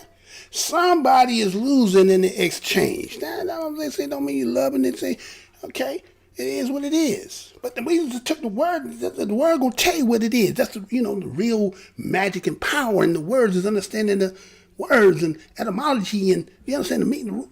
That's where the power is. Not because what you believe it to be. Look at what it's saying, right? So you took that. Oh, okay. So kind of like this is what happens. How? Let me give you a depiction. How when you, sister, when you with them, now again, this go both ways, right? It goes both ways. It's not to say one, like when a man do it is better or is acceptable. It go both ways. Now everybody got their choice of preference. They do what they want to do. But the point I'm saying here is somebody being buried, right? Now, whether the seed going into the other or the one taking the seed, somebody being buried in this, right? And so, in this situation here, being a black woman and a white man, it kind of looks like, it kind of look like this. It kind of look like, right? It kind of look like, right? That's how it look. That's just how it looks. Right? That's how it look, right? Right? That's how it gonna look. That's how it looks. That's just, don't be mad at me, but that's how it kind of is, right? That's how it is. When you understand it, that's what it look like. That's what it look like, right? That's what it is, right? Now, it's all fun and games, right? Right? All fun and games. Until he say, kneel to Zach. Now, when he say kneel to Zach, right? When he say kneel to Zach, this would look like when he say kneel to Zach, though, right? When he say kneel to Zod, that's what's going to end up happening. Now, wait a minute. Are you trying to say black men don't do that? And black men don't do that? Yeah, black men do that. I ain't condoning that either. But you should have a little bit about understanding. But again, remember we were talking about how racism make you feel an age inside. So you want to get away from all that pressure. So sometimes the grass is greener, the ice is colder, the life looks better on the other side. So when you get over there, right?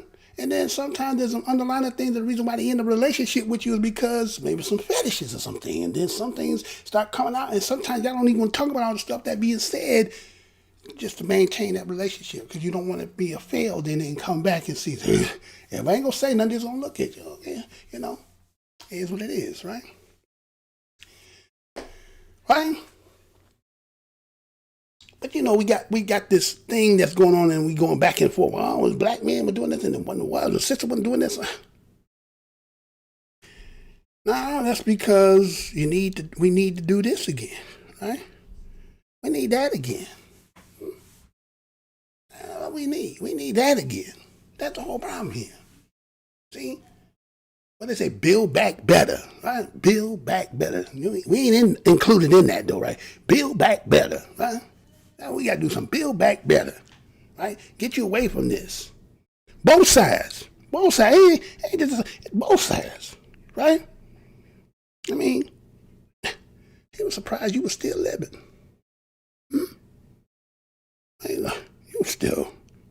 You're tough. You think you tough. Huh? What? All right. Yeah, we need some more of that again.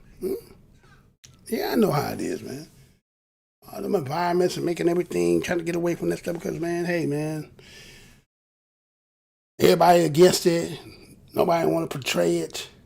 Seem to be better in status and all that. But boy, when that go down, when it go down, it ain't nothing nice, is it? Nothing nice at all, right? So, what about, oh no, did you do that, sir? I think you didn't do that right, sir. Oh, there you go, there you go, all right. So, let's see. Let me give you another little bit of history here, right? Let me give you a little bit more history here, right?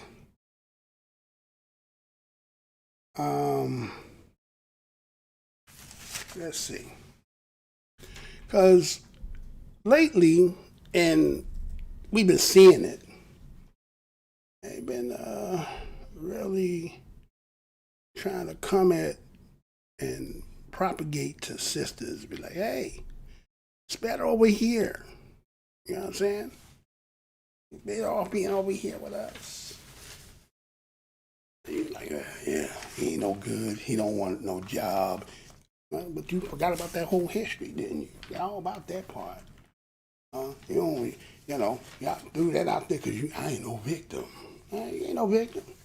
You're just living in something that you just think that somehow you really got real full control in. That's how you think. You think like that. But, the other people will teach you and say, well, we don't talk like that in our household. You don't have to talk like that. It is what it is. Take it or leave it alone. Right? Let's see. Let's see here. He over here, you messing up. You get all my papers and everything. What you doing, sir? All right, gonna take this break and come right back, and we're gonna get to the next part here, because you messing up over here, sir. Be right back.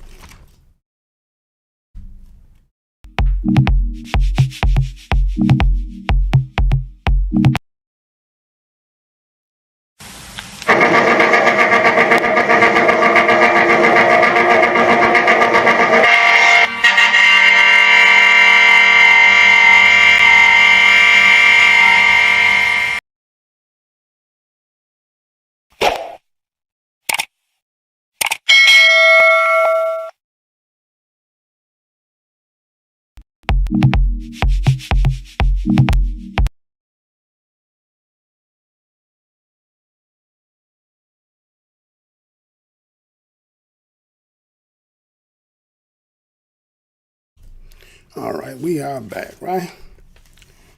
Yeah, my man over here is sleeping at the wheel. So let me go ahead and let me show you this here, right?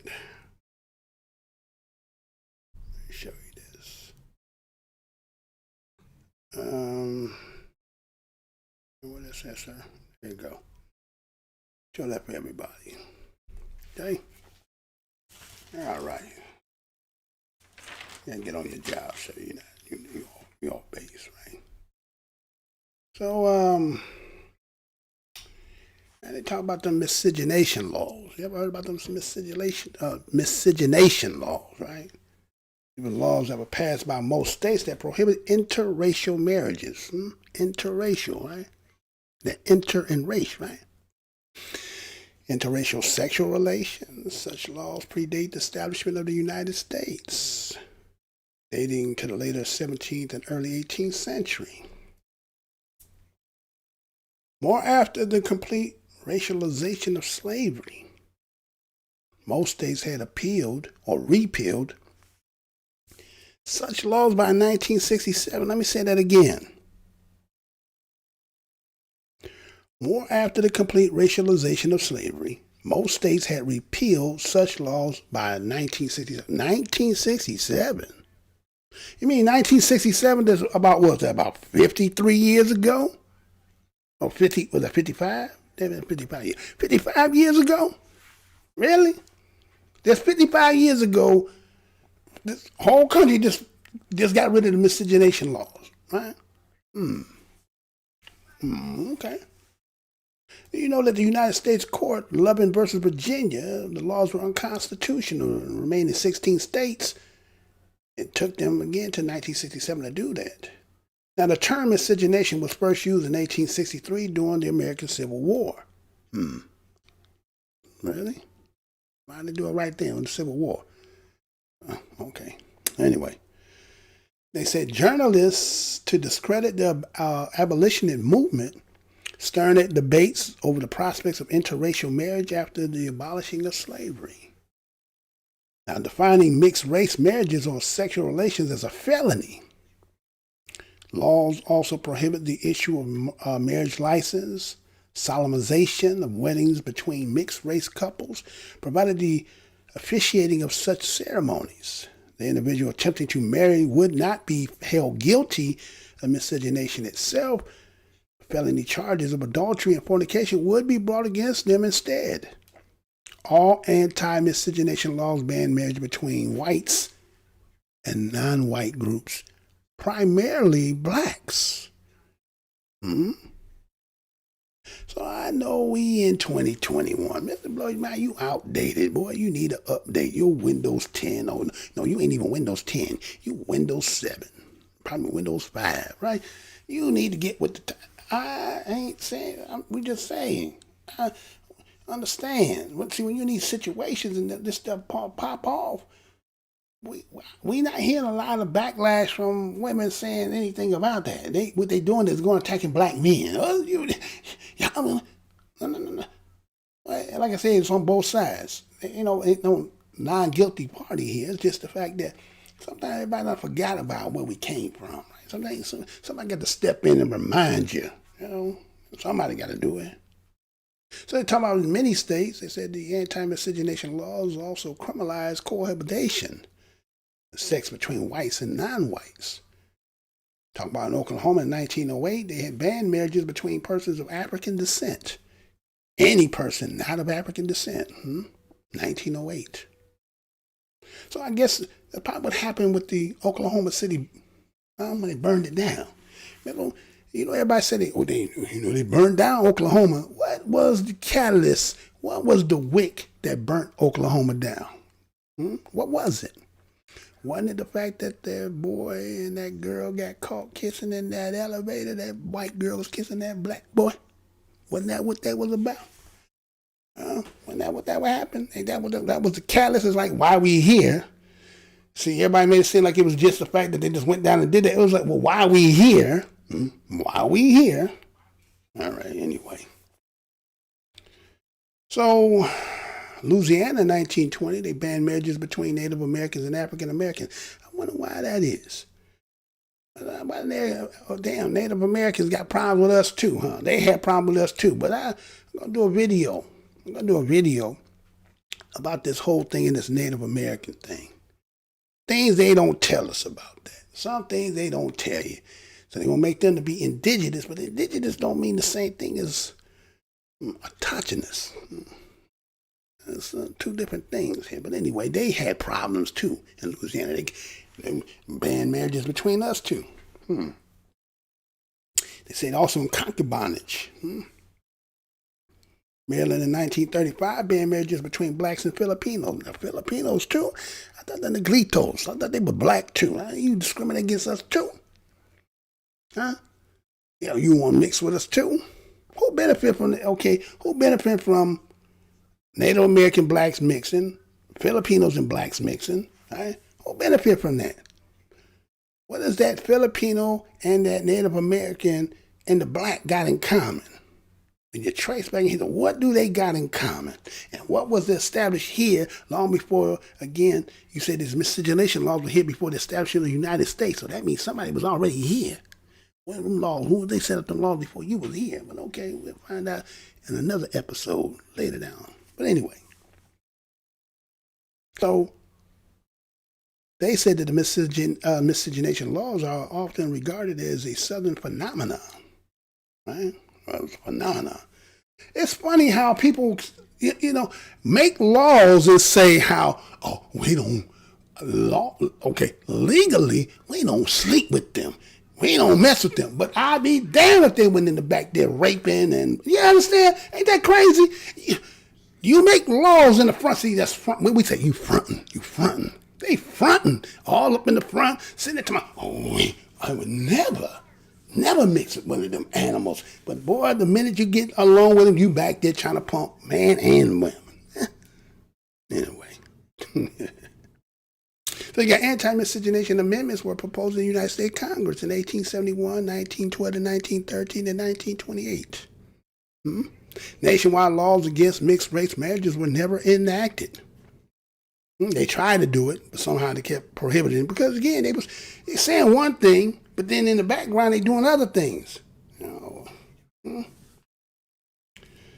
So they said in 1948, a particular case that came up in California, Perez versus Sharp, said prior to then, no court in the United States had ever struck down a ban on interracial marriages.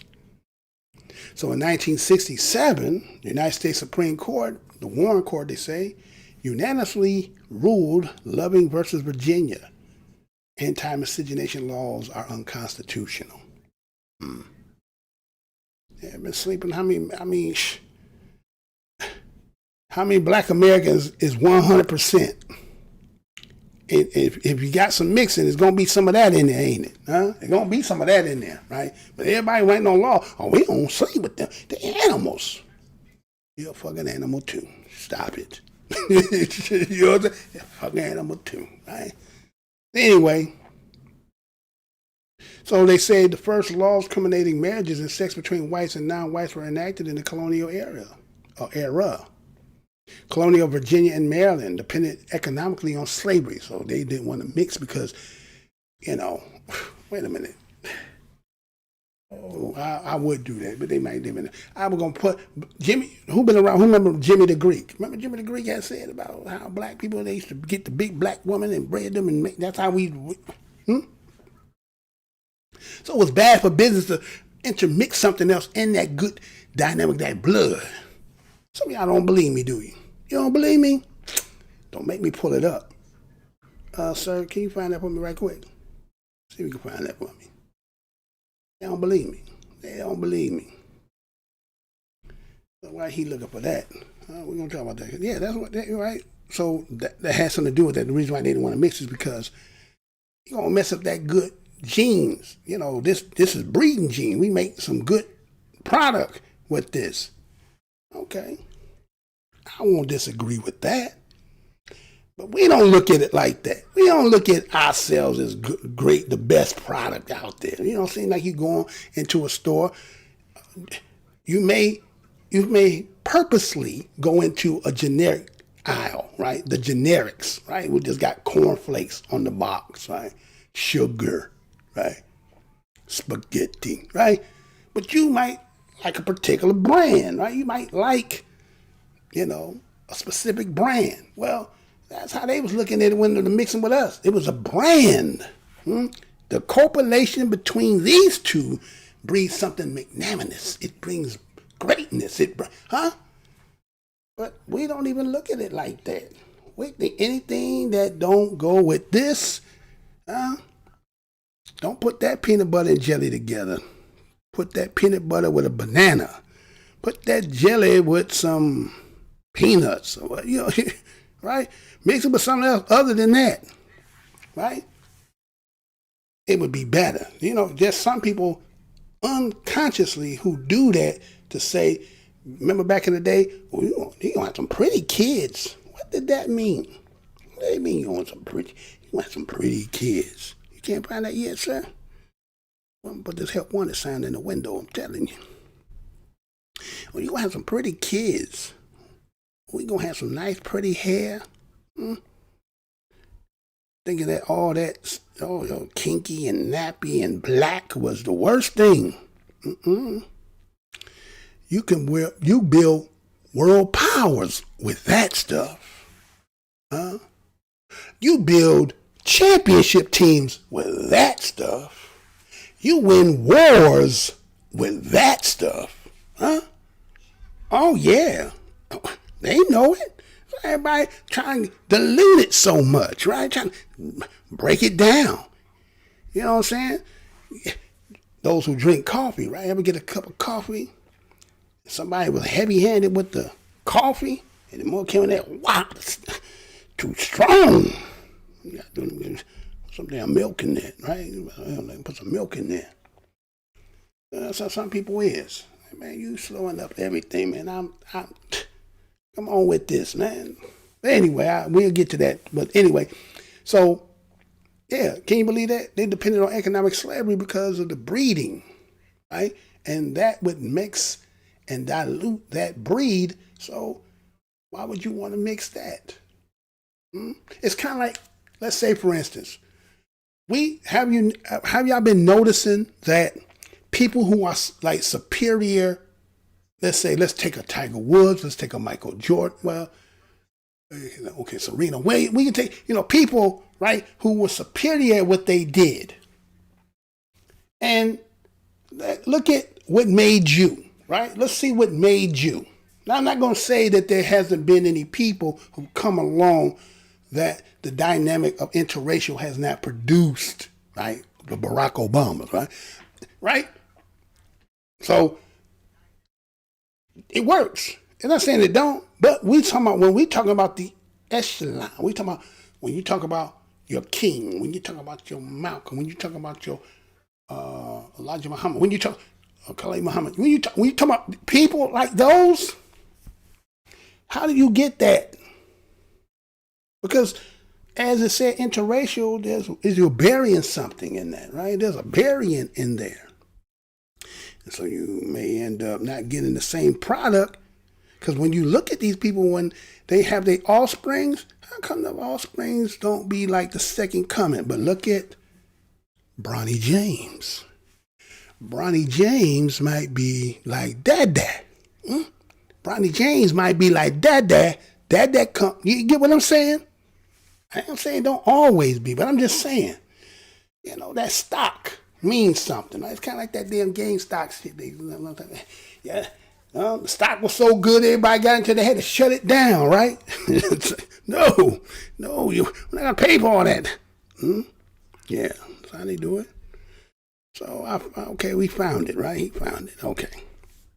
Just in case you think I'm bullied about that, right? This cat gonna tell you straight up, but they got rid of him because he said what he said. Here's what it is. Check it out. Be right back. The black is the better athlete, and he's bred to be the better athlete because this goes back all the way to the Civil War, when during the slave trading, the slave owner would breed his big black to his big woman, so that he could have a big black kid. In Washington today, the local NBC television station interviewed people about the state of race relations on this Martin Luther King's birthday. A reporter from WRC-TV was asking questions about Martin Luther King's birthday and the progress blacks have made in society. There, CBS sports commentator Jimmy the Greek Snyder gave his impressions of blacks in coaching in the National Football League. His answers could raise as much controversy as the statements by former Dodgers executive Al Campanis last April on ABC's Nightline news program. Yeah, pretty soon they're going to have to equalize it for the blacks, for the Greeks, the Jews, and for everybody. I mean, let's make it equal for everybody, And is it equal? What about in sports? Well, they've got everything. If they take over coaching like everybody wants them to, there's not going to be anything left for the white people. I mean, all the players are black. I mean, the only thing that the whites control is the coaching jobs. Now, I'm not being derogatory about it, but that's all that's left for them. So black talent is beautiful. It's great. It's out there. Yeah. But the only thing left for the whites is a couple coaching jobs. Yeah, maybe we need to get more black coaches. Oh, it's all right with me. Okay, I'm sure that they'll take over that pretty soon, too. WRC was apparently flooded with complaint calls after the Snyder comments were aired. Snyder issued an apology saying he was truly sorry for anything he said. CBS spokesperson said no decision has been made as to whether Snyder will work Sunday's NFL Today broadcast. Snyder is spending the night with Gene Upshaw, the Players Union executive director in Washington, and he has received support calls from Walter Payton and Friday afternoon here in Washington, our former colleague Jimmy the Greek made some regrettable and offensive remarks for which he has apologized. Yesterday, CBS issued a statement disassociating itself from those remarks. It goes without saying that his comments do not reflect in any way the thinking or attitudes of the rest of us here at CBS Sports. While we deplore the incident this weekend, we are saddened that our 12-year association with Jimmy had to end this way. The black is a better athlete to begin with because he's been bred to be that way, because of his high thighs and... I don't think the network was left with any choice in the matter. I don't think the network fired him. I think he fired himself. I don't want this on. There isn't much left for the white guys. I was telling them how superior the black athlete is over the white one. And for the reasons that he's the black tribe.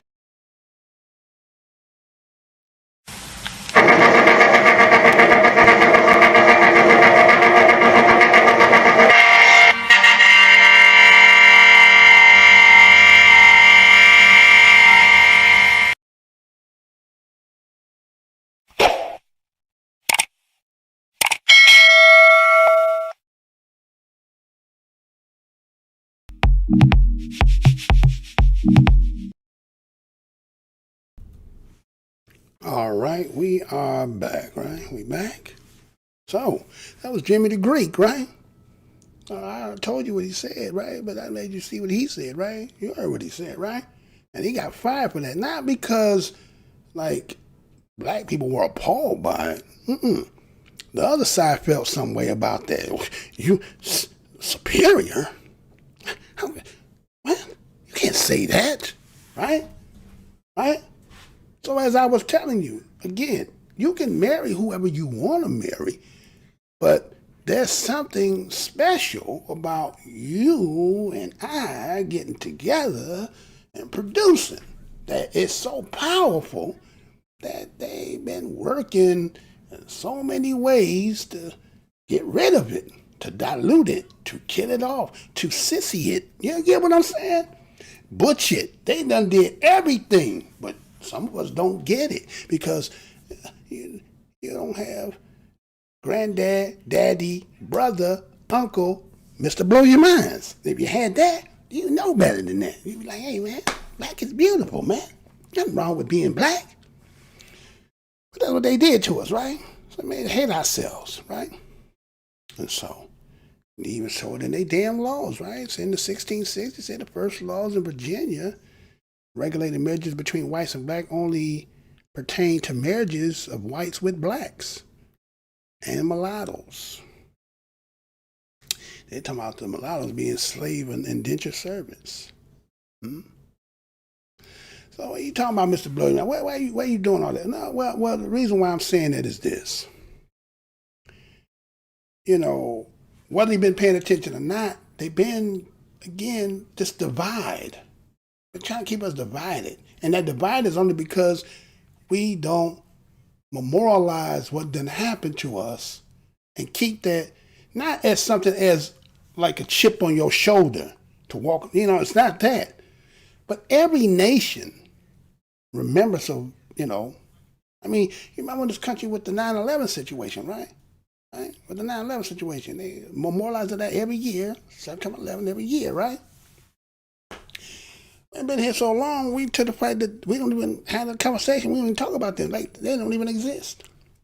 We try to get rid of that. We try to get lobotomized and get that cut out of us. Might be the one only person on this internet who still do this. Might be the only one. Take it or leave it alone. But anyway, so they've been, you know, using this thing. They've been putting this carrot or this sugar cube in front of the horse and trying to draw certain of us away and not understanding, you know, the dynamic and machinations in that. And when you look at it like this, let's see. Go to that one. Yeah, go there. Right? So when you look at this, See, black women are the most educated group in the United States. A badge of honor, are you the most educated? Black women are the most educated group. Now, wait a minute. Are they making black women separate as from the black family? The black, what? Educated group. And see, think about that. You've been buying that Kool-Aid. You've been sipping that Kool-Aid. You've been going with that. And then you have to ask yourself, who educating you? Who programming you? Who's subliminally suggesting in your mind that Grey Poupon is better than that French mustard, right? That country, right? You came out of the same place eating fried bologna sandwiches, right? Sugar sandwich, right? You came up out of that, but somehow you done got cultured. You got too educated. Nothing wrong with that. So, Mr. Blue Man, you would be intimidated or educated. No, I wouldn't. No, I wouldn't. Come on with that. Like a big brain woman. Yeah, put that big brain over here, right? But you're going to put some of this black to it, though, right? Yeah, you remember in the Mac, when the brother was up there, he said, when you go to school, you get that education, but you keep black always, right? That part got missing. So you done got that, but you feel like you're more, I want to be universal. But everybody else keep their stuff, and they keep their culture, they do that. But we, see, that's why we're so divided. Because nobody want to have this conversation because the thing is racist to say this. We got to say it because we too damn split. We all every damn where. So you ain't got no choice but to say that. Now again, somebody who could be hearing me, you white or whatever, all this black stuff. You know why we got to talk like this. You know why. Well, acting like you don't know. And what would you be mad? The only reason why you would be mad is because just like what Jimmy the Greek said, if you keep putting that TNT together, you're going to produce dynamite. And what Jimmy said is, there ain't going to be no place for the other one. See? So everybody wants to dilute you. See, you in a place where everybody coming to dilute you. Right? Oh, we good with you, but at the same time, we taking stuff at the same time. Xing you out. Really? Right? So you're the most educated woman in the country. So guess what? That means you drink his Kool-Aid because that's his system. So you are perfect for him. You know, you ever thought that the white woman being oppressed by her white man, understand what oppression is by the white man, so she's compatible with the black man. The white man wants to be dominant and wants to run everything, and so the sister who wants power, you see how that works? Huh? Well, ain't nobody want to say that. I know you come from it to blow your mind. Yeah. Okay. Anyway. So that's what that is, right? That's what that is, right? So you done drank the Kool-Aid so much that you so compatible with him. And what he'll do is he'll get the choice of you and take you, and then he'll come in front of us like, look what I got. You couldn't get her because she too educated for you. You ain't got enough money for her. Huh? And I'm going to put this, I'm going to have that baby. Huh? Now, again, love who you want. That's your business. Again, as I was talking earlier, about certain people being superior. And then when they produce the other person that is not like of them and the same kind of like them, that's why you don't see no continuations. It's been rare to see that lately. Have y'all noticed that? That somebody who be great don't produce the next great. And sometimes even if it's staying, it don't do it too. Like sometimes it just comes somewhere out of the gene and just manifests itself. But then you have some who got that good stuff, and then it's like it produce and produce and produce, right? So somebody don't want to produce. They want to just say, let me manufacture the way it's fitting for me. Let me make the dynamic and schemes of how I want it to be, right? So that's what be happening. So sisters, you're educated, which is an honor. But they be having all that, but then they end up being by their damn self. So is that good Or could that be a form of soft war? Could it be a soft war? To have you that way where you're not compatible and you say, well, I don't want to be taking no baby boy, right?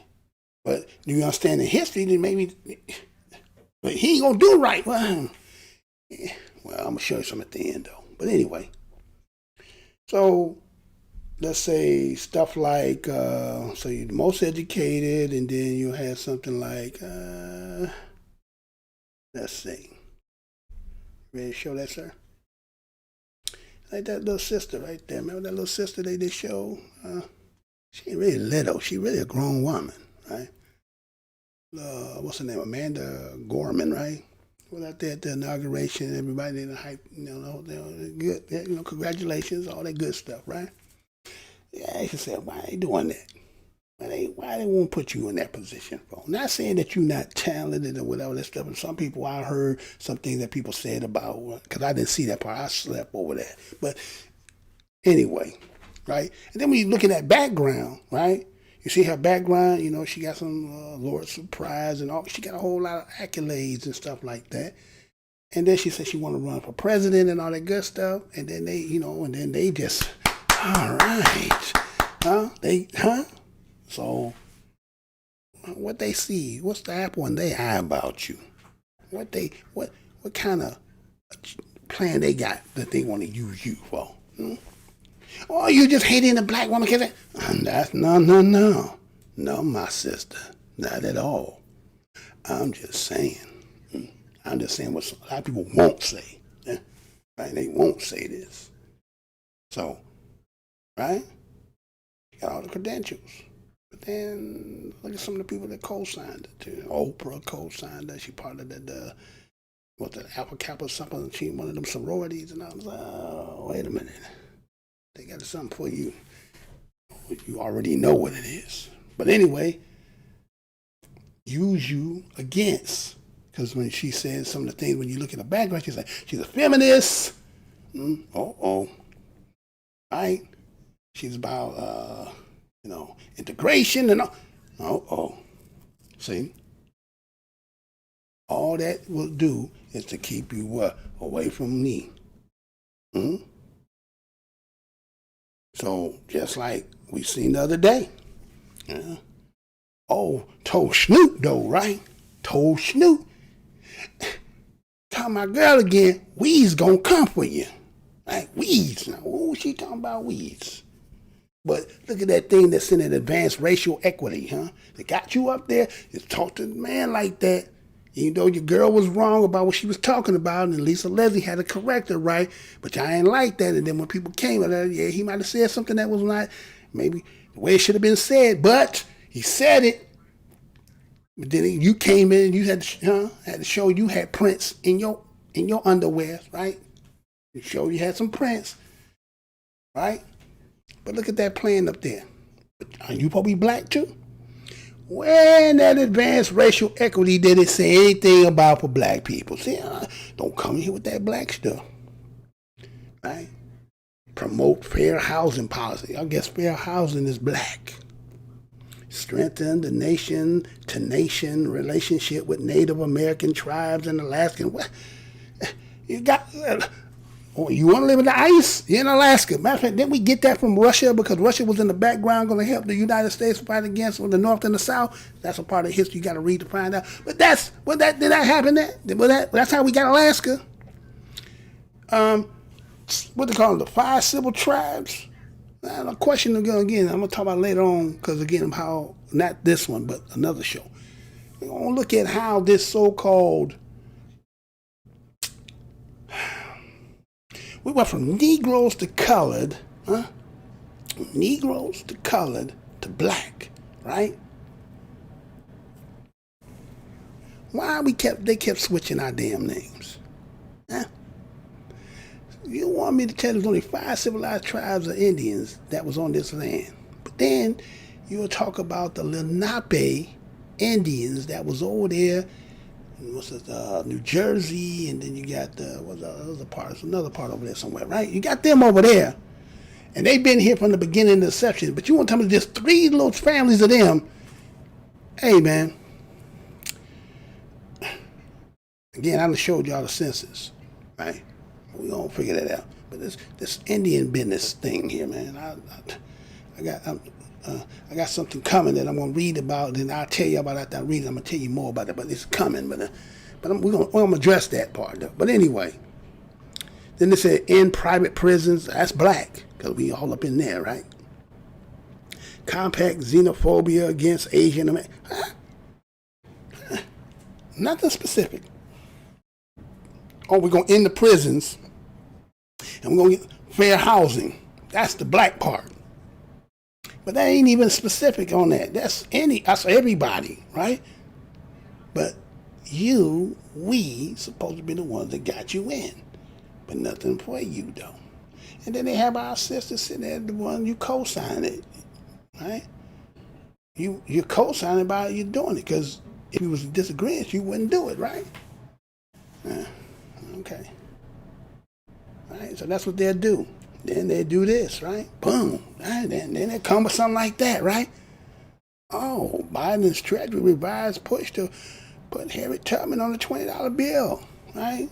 They had the shit on Trump after he shelved it, right? Right? Okay. All right, so, see? All this little stuff is to do what? What is it to do? Enticing you, see? Put the cheese on the trap. Come on over here. Cheese on the trap. Get away from him. Right? We got some biscuits and perks for you. Look, we're going to take Harriet Tubman. Harriet Tubman, she should be on there. Don't put no black man. Where? Just like the black man don't even exist. Like the black man don't even exist. He only exists when they want to watch some damn football, basketball, boxing. Oh, he exists then. Oh, he's superior. He's intelligent for basketball. So they dangle this in front of it. Some people running with it too. They running with it. Yeah, get Harry on the 20. Why would you want to put yourself on that anyway? What's the significance in it? Well, what would be the point of that, right? Is that just to stroke your ego, to make you feel like you're huh? You want to feel important. You want to feel important. Because what would be the purpose of that? To update the $20 note featuring Harriet Tubman, the former slave and icon, the abolition movement. See, isn't it, again, remember when I was reading that said, when they talk about black women being the most educated group, you see how they're making the black woman to be in her own grouping. She not in the black family. She not with the black man and the children. She in her own group. And you're falling for it. Y'all going for it all day damn long. Right? That's what you like that. You like them stroking you like that and selling it to you. Because it's always been better. You know what I'm saying? Can you imagine those who are Gen X? Maybe you was back as a little girl watching TV, watching Cindy Brady and Marsha and all that You didn't see yourself. So how do you visualize that what you was watching? Then get into that theta beta state of your mind and get into the threshold of your mind and somehow, I wish you could see me. I do that. You know the thing that they used to do that, look, they shake their hair when their hair want to flow. I think some sisters, y'all want to do that. You want to get it so late so you can do that little, the Marsha. Yeah. So anyway, here it is. They've been talking ever since the Treasury was Stephen Mnuchin, when he announced back in 2019 in his congressional hearing to redesign the $20 bill. But they said even back then in 2019 that it would take them to 2028 to do this, right? So just imagine, they tell you something now about something they know that's going to take almost 10 years later to do, right? And so they said the reason why it would take so much time is because they got to redesign it so that currency and those who be counterfeiting, they can make it so it wouldn't be so counterfeitable, right? Right? So, Okay, I don't know why that's going off, but anyway.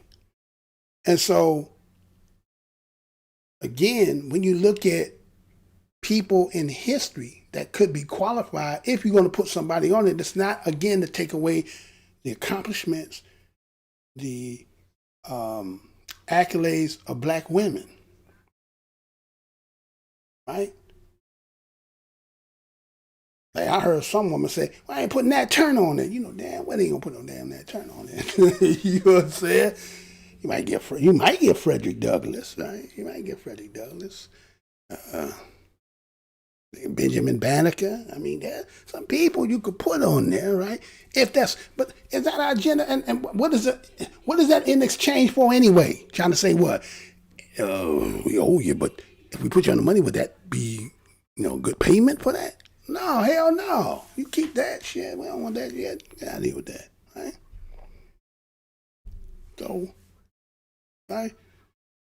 So the whole thing was, again, was all that the whole time in 2019, they were talking about getting rid of Andrew Jackson. So they suggested that, right? Get rid of Andrew Jackson and put in Harriet Tubman, right? But remember that being said. Now, remember all that being said. And then what they go do when they went and made the movie of Harriet? What did they do? See, just to show you who did they go get to play Harriet for it? See?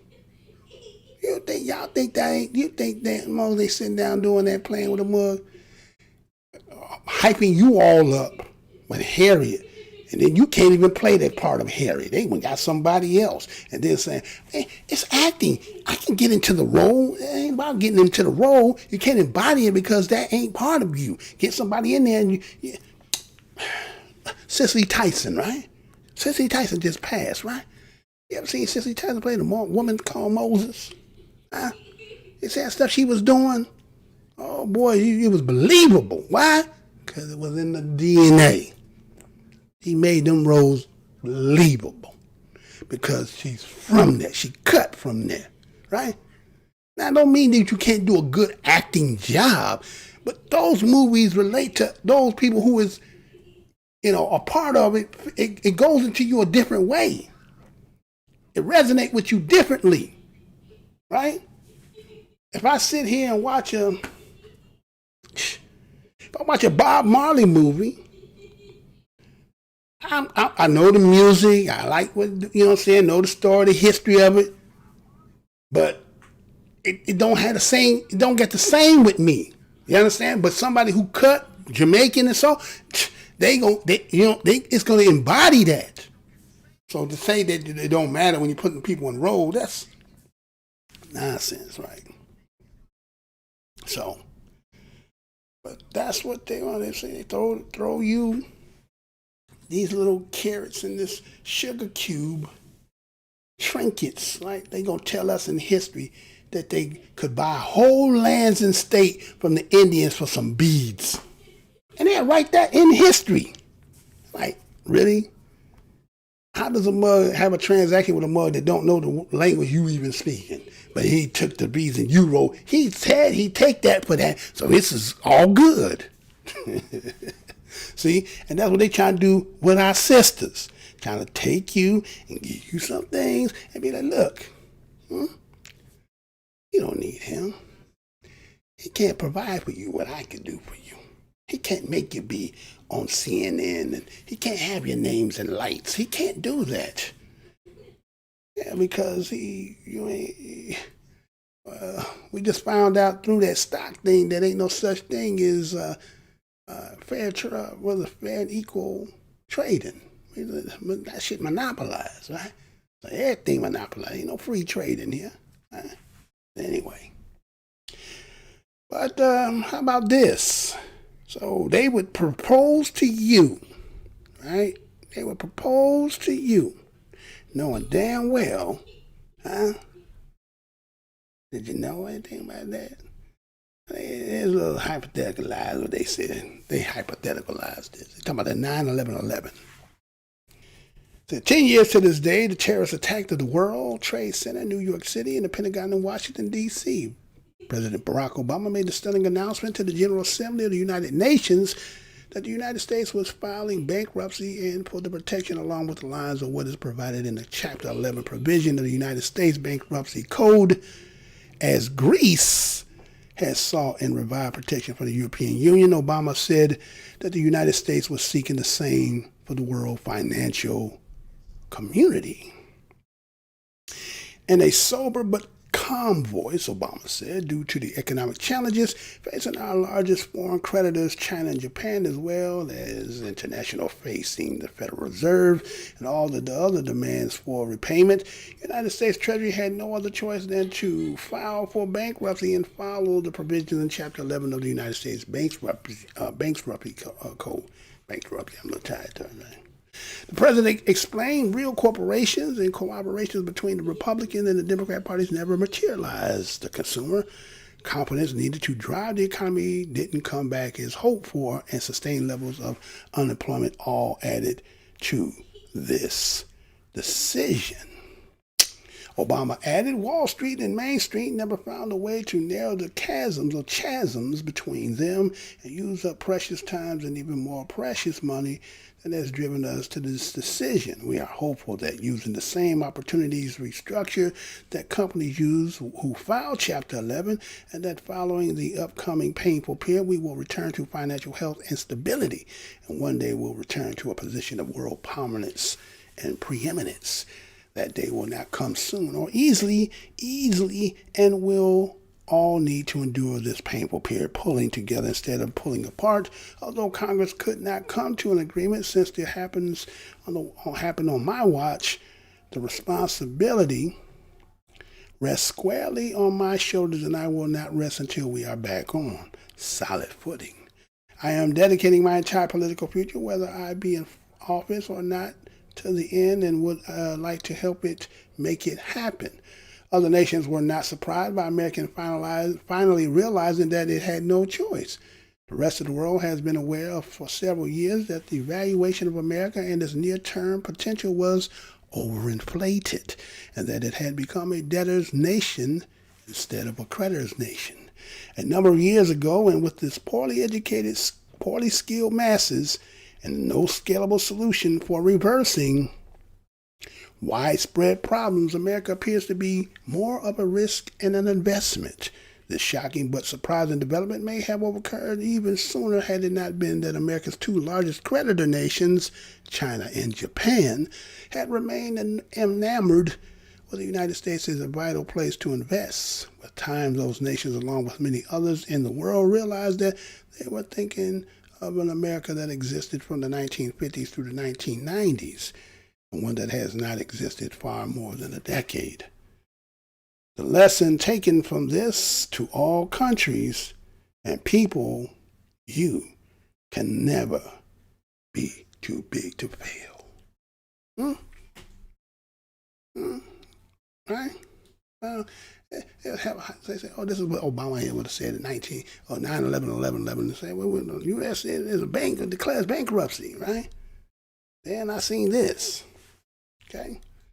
Hey, go on with this, Mr. Blow Your Mind. Well, I'm trying to show you, you know what I'm saying? Well, we need to get together so they quit selling you this bull over here, and you keep buying all that, thinking that everything you get from them is better than, and not understanding that, as Jimmy the Greek told you, if we getting together, we can build everything. We don't need nobody. Did you get that? Do I need to say that again? Anyway. So it says, is United States a financial zombie going bankrupt? They want to give you they want to put you on the money. They going bankrupt. They want to give it to you now. They want to put you on it. You buying it. See, ain't nobody going to tell you what I'm telling you. They ain't going to tell you this part, right? They going to tell you that part, right? All right. So, now, do I need to really go through all that? But I will do it. Okay? It says in an essay co-published by my colleagues and me in the latest editions of the renowned Chinese journal Contemporary International Relations, we revealed our findings that the United States is becoming a financial zombie. If we took the United States as a company, it would be on the verge of bankruptcy due to the long-term chaotic governance and high debt. It now appears that the national image of the United States has almost gone bankrupt. The trends of de-dollarization has also taken shape. The main difference, though, is that the United States is a sovereign country supported by its imperial system. From the perspective of the economy governance, the United States government is very similar to a corporation. In this system, the United States federal government is equivalent to the management. The Congress is the board of directors, and the United States president is similar to a CEO. That's the game, y'all. This is the game. Let me say that again. From the perspective of economic governance, the United States government is very similar to a corporation. In this system, the United States federal government is equivalent to the management. Okay, the government, the federal government is equivalent to the management. The Congress is the board of directors, and the United States president is similar to a CEO. Elected once every 4 years, in addition, every U.S. citizen can be regarded as a minority shareholder holding American equity. The United States election is actually more like a company holding a general meeting of shareholders. In terms of corporate finance, the United States government has become insolvent. It has to rely on loans and deficits to maintain operations. In the field of corporate governance, this is usually called a zombie enterprise. In this sense, the United States is allowing for a term to be coined the national financial zombie. Australian economist John Quigling first put forward the concept of zombie economics, which means that the economy of the most capitalist country is facing the situation from heavy housing loans to mounting credit card bills, from expansive luxury lists to health care bills, and huge personal financial pressures growing like zombies, which drags the country into the mire of zombie economics. When the national fiscal policies cannot support the extent of zombie economics, the phenomena of a financial zombie will follow. Since the outbreak of the COVID-19 pandemic in 2020, the United States government has issued a sense of fiscal and monetary stimulus policies to support economic recovery. The United States Federal Reserve has also rapidly lowered benchmark interest rates to historically low levels of 0 to 0.25%, launch unlimited monetary easing policies, and purchase a large number of various bonds. The size of the United States Federal Reserve balance sheet has rapidly increased from nearly $4 trillion to, say, about $7 trillion in 1 year. The scale of the United States national public debt has also increased from $23.2 trillion at the end of 2019 to over $27 trillion in October 2020. It is expected to close to $30 trillion by the end of 2021. Just half a year, the Fed balance sheet has increased by $2.89 trillion, an increase of nearly 70%, making it almost catch up with the total of the balance sheet growth between 2008 and 2014. The terrible economic situation has gradually plunged the United States into an endless loop of deficit, and now its fiscal and monetary policies are in a passive state of deficit spending. Although huge increases in the United States dollar supply temporarily alleviate a liquidity crisis in the financial market, it has also made a United States asset bubble that should have been settled to expand rapidly. In the long run, this is just a hard time delay. It will eventually lead to a bubble in the United States financial market with worsening results. According to the data compiled by the Dutch bank Securities, nearly 1 in every 5 public trade United States company is a zombie. This is double the amount compared with the figures in 2013. The Fed continued monetary policy support only serves to prolong the survival of American companies that should have gone bankrupt. Under the impact of the financial crisis in 2008 and the COVID-19 pandemic in 2020, the so-called myth of the United States-style democracy, wealth, and values are shattering. Over the years, with the continuous expansion of the fiscal deficit and the rapid accumulation of the size of the American debt, it can be argued that the United States is accelerating its own national bankruptcy. It is not certain whether the United States is bound to go bankrupt, but it can at least be said that the rapid fall of the United States into the abyss of the financial zombification under the COVID-19 pandemic is well underway. One can see the major changes in the relationship between the capital and technology are at a major historical crossroad. Okay? Right? But they want to put you on the $20 bill. They want to sell us. They want to sell my sister and tell her, come on, get on that $20 bill. Yeah, right? Put Head Tubman on there, right? Yeah, we want these Head Tubman to get out of that damn situation again. We're going to have to lead us to get up out of that damn slavery once again, right? They didn't see that stock they did with the GameStop. What was that all about? Right? There's some little reading on there. There's some ties going on, some stuff. But I'll talk about that another time. But anyway, right? So, see, want to sell you the bill of goods about something that is going out of business. Want to prop you up and make you all this and this, and then it's going to belly up. It's like somebody might want to try to pay us out, right, when it's going to collapse. You get what I'm saying? Somebody might want to try to cash you out and then let it bust and be, oh, we didn't see this coming.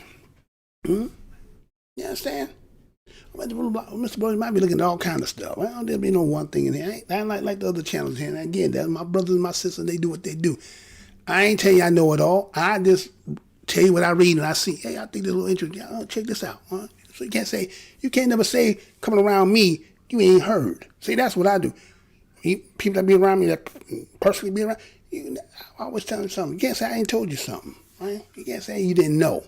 See, that's why some people don't want to mess with you, because you can't say you didn't know. So when you around people that don't tell you, I didn't know that. You can't say that, right? So the thing is, sum all this up is the fact that we need this, right? We ain't gonna survive. It's got to be this. We got to get back here. No matter how you slice it, no matter what the differences is, no matter what the accolades and positions, you're going to have to get back to that. You got to build back better. That's what they say. There ain't no building back to that better than that. We already at the bottom. We can't do nothing but go up. Everybody knows that what goes up must come down. And what is down must go up.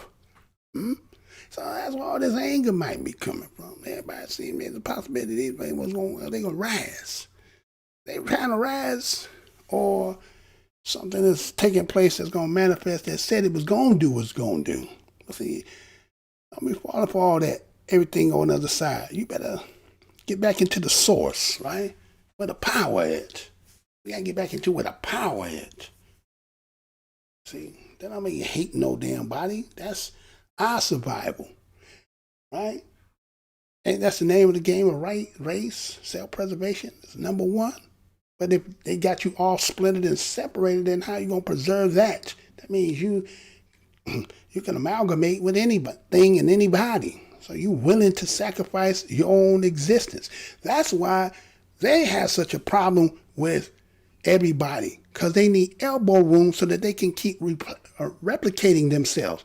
As long as they got to take something foreign outside and make it to be themselves whole, they're never going to be whole. Get what I'm saying? And the thing is, I think maybe the design might be, okay, everything that look like my skin might be my kin, but when I make that, and as Jimmy the Greek was saying, it's going to be a little bit, again, I remember one day I had a Dodge Colt.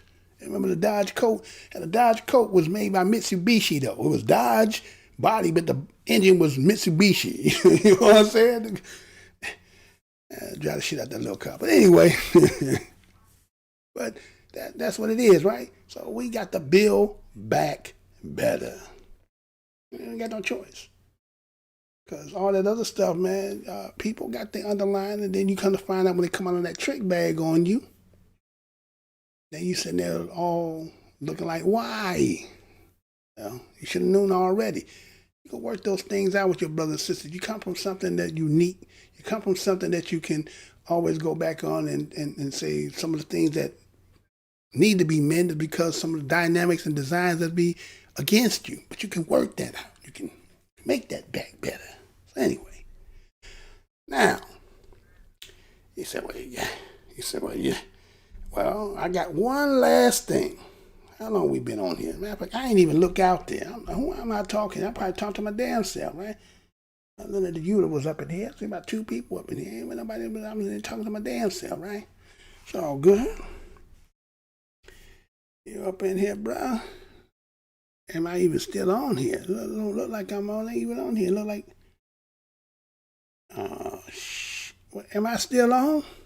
Hold on, let me see something here. They must have been cut me, did they? Hold on. What's going on in here? They're talking about 5 minutes, still going in here. Is anybody in the house? 2, 1 likes. Oh my God, what's going on in here? But anyway, oh, there we go. Oh, there you go. It was stuck, y'all. If I'm sitting here now, I see y'all up in here. It was showing 2 people, 5 minutes of nothing. Okay, it's still buffering a little bit. Hold, give me 1 second. I'll be able to see. I see my sister up in there, but my screen done went blank. Give me 1 second. It's buffering. Right? So while it's trying to get back in that, I'm going to do this here. Let me show y'all this here. For those sisters who still like, well, you know, he just don't want to do nobody. Let me show you something. Let me show you something they said. I didn't say this. They said this, right? Like I showed the other day about the disability, right? Let me show you this here. Yeah, it done. Did it cut all the way out? I mean, it is doing some weird stuff in here.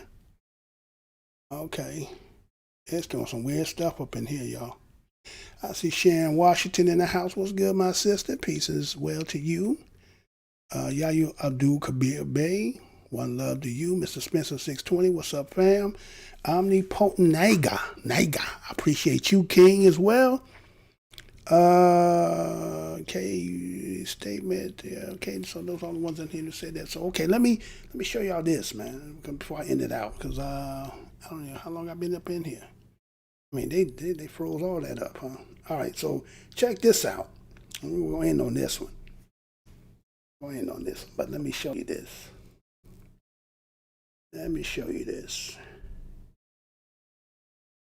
All right. See on your screen there? The black man as phobogenic object. The nigger as the catalyst of white anxiety. Let me say that one more again. The black man as phobogenetic object. Or genic object. The nigger as the catalyst of white anxiety. Uh-oh, Mr. Blow Your Mind, you done did it now. No, I'm just going to tell you what they said. So, well, again, some of our sisters, they don't, sometimes you don't get it. But what goes with us is go with you. But, sometimes, somebody want to steal you, take you for themselves. They make you hate this one so they can make it easy for themselves, right? And maybe if you ain't never heard something, you don't know. Well, let me show you something that I came across that they saying that you see on your screen. Now, you ever heard Black Skin, White Mask by Francis Fanon? You ever heard that book? Well, in this book, it argues that not only must the black man be black, he must be black in relations to the white man. He talk about sexual relations between the black male and his white male counterpart does not usually register in academics. Conceptualization of racialized maleness. Okay? Under colonialism, primary codes of difference, the man and native was traditional male and female. Now again, traditional male and female is them, right? They the traditional male and female, okay? Now, reinforcing roles within the system of symbolic representation, the black man is differentiated, a separate species in the colonial order. No shared gender. Under the colonial circumstance, the earliest values are different and the white man and the black man. The black man lives in the world as a reflection of white society's fear. Let me say that again.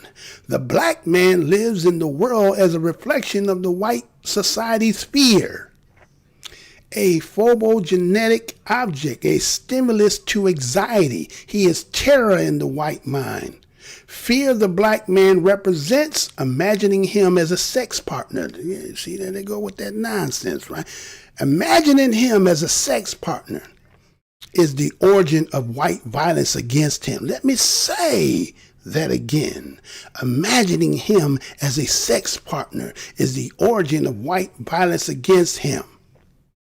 The mere contact with his blackened body activates the neurosis of the white mind. Physically, proximity the white observer has to the black male body, triggering a fleeing of the white mind from the reality. The relation to blackness the white body cannot escape. Psychosexual, black maleness. The phantasm created by the fear of the black male historically refers as the nigger. Oh, Mr. Blow Your Mind, you crazy. Where you getting this nonsense from, huh? You getting this nonsense from? I just told you where you go from. You go get that book and see it for yourself. The nigger is the final product of the psychological process, Fanning calls. Phobogeneticist is white. Scholars have become comfortable. Fanning offers the fact of blackness, pointing out dirty nigger is a clue Fanning offers the reader that extends beyond the pearls of blackness. Masculine ontology of the nigger, the anxiety the black male body causes with the white gaze. The black male is disassembled when he is looked upon by the white, sealed into the crushing objecthood of white sight. The nigger is the name of the fear birthed into flesh by the white mind. Let me say that again. The nigger is the name of the fear birthed into the flesh by the white mind. This fear is made actual and real, made into a body before his very eyes of whites. Young white boy yells, "Look at the nigger, mommy, a Negro." Hell, he's getting mad. The nigger is a masculine caricature. The white boy used the word he. The fear he experiences as a young white boy observing the monstrosity he only understands as the nigger. The white mind offers the black male a distorted body or black body to him. One tattered and torn, made to fit their white nightmares rather than his actual person. The fear of whites then imposes itself on black males, forcing black men and the boy to struggle against white delusion to achieve social recognition. The nigger has no external reality separate from the meanings of the white mind, attributes to him. Every action and sentiment is given meaning within the anxiety the white mind generates in this encounter with the nigger. To the white mind, the black man is not actually experiencing the world or acting or reacting to its stimulus and condition. The thing emerging from this mental act is already determined to act and intent what the white delusion needs for his world to cohere. The fear of a black man determines all his psychological reactions to the aggression towards whites. As Fanon analyzes, the nigger is not cold. He is enraged. He's intent to eat the child because he is an animal or a beast. The scriptures tells us the extent of white anxiety where the objective of the black male is cognitively assigned by the white mind experiences of the nigger. How then do we explain this anxiety which manifests a psychopathology? Anxiety in magical thinking. Insecurity can produce a most overwhelming anxiety in the absence of any actual objective danger. Anxiety is related to the memory of a live traumatic situation.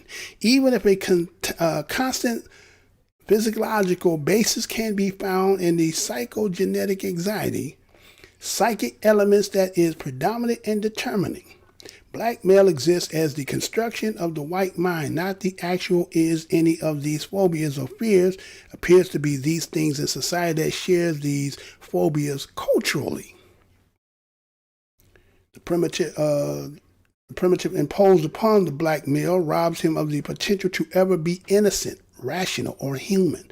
The black male is the caricature in being perceived. He is not recognized by the white, distorted by the white. The caricature created by the white anxiety is imposed upon him and is the actual non-being to the white mind. Various negativities of blackness.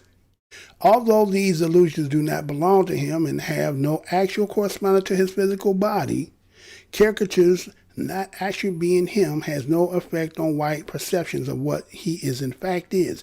In defining him as a savage, he is imagined not only being outside of civilization, but a threat to it. He is not simply other, but made non-existence, reconfigured as white see fit to justify his subjugation or extermination. He is created by the society and accepted by his citizens as a threat to their existence. He is policed so that order can be maintained. He is not simply a racial issue in the sense of it only white society that sees the black man as danger. Oh, y'all thought this exists? Mr. Blowman didn't make this up. You can go to that. You see that right there? The black man is a form of genetic object. Go look that up. You read everything I'm telling you right here. So I just bring it to you, right? Right? I just bring it to you. I got a little more, just a little more, 1 or 2 more, right? We'll talk about that. We'll see. Some says you need to hear this because y'all think that we're crying this all the time. This is in their psychosis. This their mind, right? Only white society that sees black males as danger. They give a story about Mr. Dole he was killed because there was an acceptance of the white phobias that served to define the poor black male. The criminalization of the black man and the boy denies black males the ability to ever be acknowledged as victims of violence, so his trauma and suffering were imperceivable. The association of the black male with animals, specifically apes and monkeys, diminish our sympathies for the humanity. Caricatures found to not only increase their propensity for, but also the acceptance of greater levels of violence directed towards them. Philip A. Goff, implicit bias research, has explained that the association between Negro and the ape is not a simple and abstract and detached stereotype, but rather a historical trope used to justify the dehumanization of black people, which is a method by which individuals and social groups are targeted for cruelty, social degradation, state-sanctioned violence. Recent implicit bias studies have shown that Fannin's analyzing of phobiogenesis is in fact correct. Police officers do not in fact perceive black men and boys as less human and more immediate and a dangerous threat. Did I say don't? Police officers do in fact perceive black men as boys and less human and more immediate and dangerous threats. Black male death and dying is the result of this engineered societal program. And the machinations of this apparatus obscure and in many cases deny our ability to see the lives of black men and boys as they actually are: human, fragile, vulnerable. In a very real sense, black maleness is a state of constant deprivation. The personality and character of black men and boys are vacated. Lastly, and replaced by the delusion fears of white, a process of dehumanization. Black males are often described as enraged and possessing superhuman characteristics. Darren Wilson, the murderer of Michael Brown, actually testified before a grand jury that when I grabbed him, the only way I could describe it is I felt like a 5-year-old holding a Hulk Hogan. Hulk Hogan, that's just like how big he felt, and I was small and just felt like it was grasping his arms. Describing his fear for Michael Brown, Wilson was making him mad that I was shooting at him. In his face, was looking straight through me like I wasn't even there. I wasn't even anything in his way. Dan Wilson simply attributes mythical threats to Michael Brown. He imagines him as stronger than himself and able to run through bullets. He simply imposed the caricature he has of a black male upon Michael Brown to rationalize his need to kill a young black boy. As I have argued previously, there is no reasoning with the designator created by whites that mark black males for death. Black males simply are the caricatures to whites, and as such they are at risk to be exterminated. This is the means by which the white man and the woman attempts to conquer and triumph over their fears.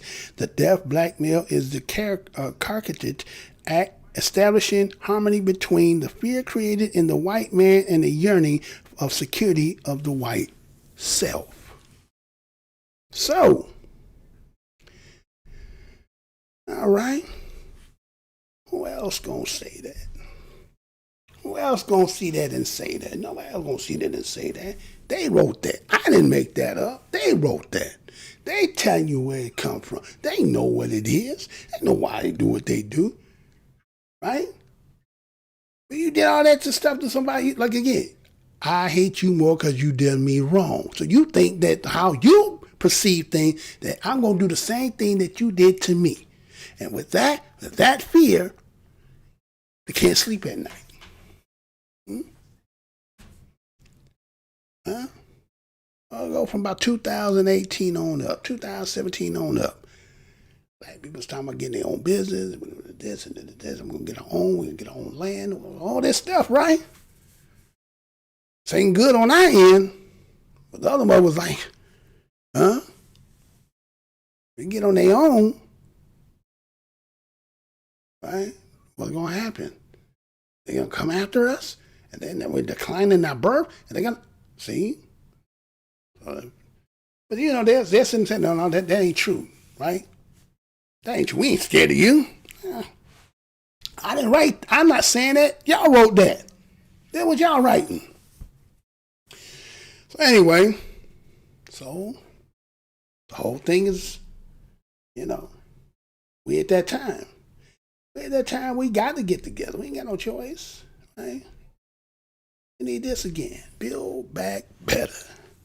The art of how to divide it start. To get it back.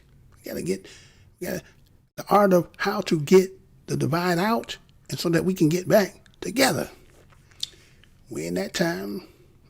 We got to do what we got to do, man. Got to start looking at each other with more love and appreciation and less hate.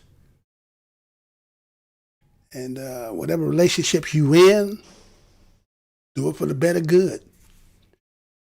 Do it for the betterment of us. Get some foundation, get them words, follow them, go through with the commandments, and attribute all that to empower ourselves, right? We don't need it. We don't know where all the stuff that they're doing, man. Not another strain. Some people saying it could be the Most High, could be doing it. Some people are saying, hey, pouring in plagues on it. Okay, I can't argue with that if that be what it is, right? But my whole thing is saying this is because after all that done took place with this election and everything, right?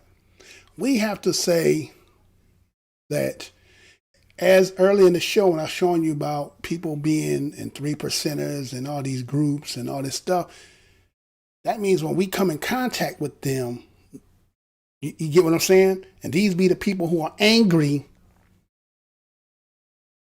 That means it's probably going to be I'm going to be doing a lot of reporting. Knowing this, there's going to be a lot of reporting. Because they ain't got over that. They ain't getting over that. And again, like I said, underground saying some other stuff, so that's to be continued. But, you know, but as those relationships that we talking about earlier, and getting beat up and being over there, you better come on back home. Somebody pick you up, dust you off, and build back better. That's our mantra. Build back better. That's what that shit they talking about. Because they ain't got us included. They showed us we ain't including none of that shit they talking about.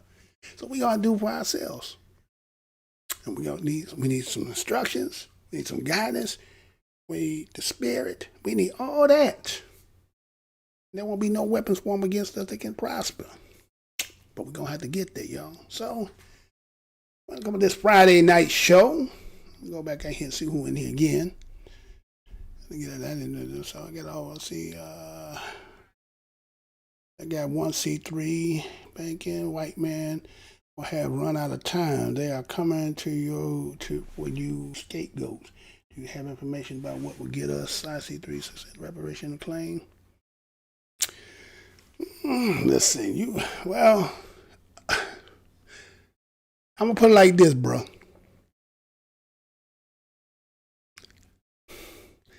Okay, I'm gonna do my next show. I'm gonna answer that. What I'm gonna do is I'm gonna show you the game. I'm gonna show you exactly what the game is. Nobody ain't showing the game. I'm gonna show what the game is. And when you see what the game is, you'll be able to answer whether you can get reparations or not. Because see, you gotta understand, a fraud and a fraud and a fraud, then ain't nobody gonna take the claim because they all frauds. I'm gonna say this now, then when I do the show later, and you see that show, you'll know what I'm talking about. I'm gonna show the fraud, and the fraud of the fraud. And then you say, well, who do you go to? Because see, that's what they doing now. They fighting for who gets to get back. Who's the one this is folding back to. Like some people sitting there talking about, let's say the underground. I'll be talking about that underground stuff, and that's the one talking about the Patriots and all that. They think reverting back to the Republic is going to be beneficial for who? Because if you're taking it back to the origin, who was that in the beginning, who that belongs to? If they not saying us, then who they talking about? If you ain't taking it back to the beginning and it don't fall back in our hands, then I don't care what that nonsense they talking about.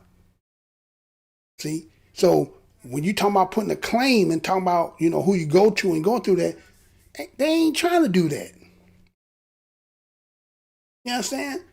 They not trying to do that. They doing everything not to do that. And once you understand how they say Constitution, right? You hear people say Constitution, Constitution. Which Constitution? When there was 13 colonies, or they talking about from 1778? I mean, where are they talking about? And then what happened in 1933? What about that? And then what happened in 2011? You understand? You got to know this business.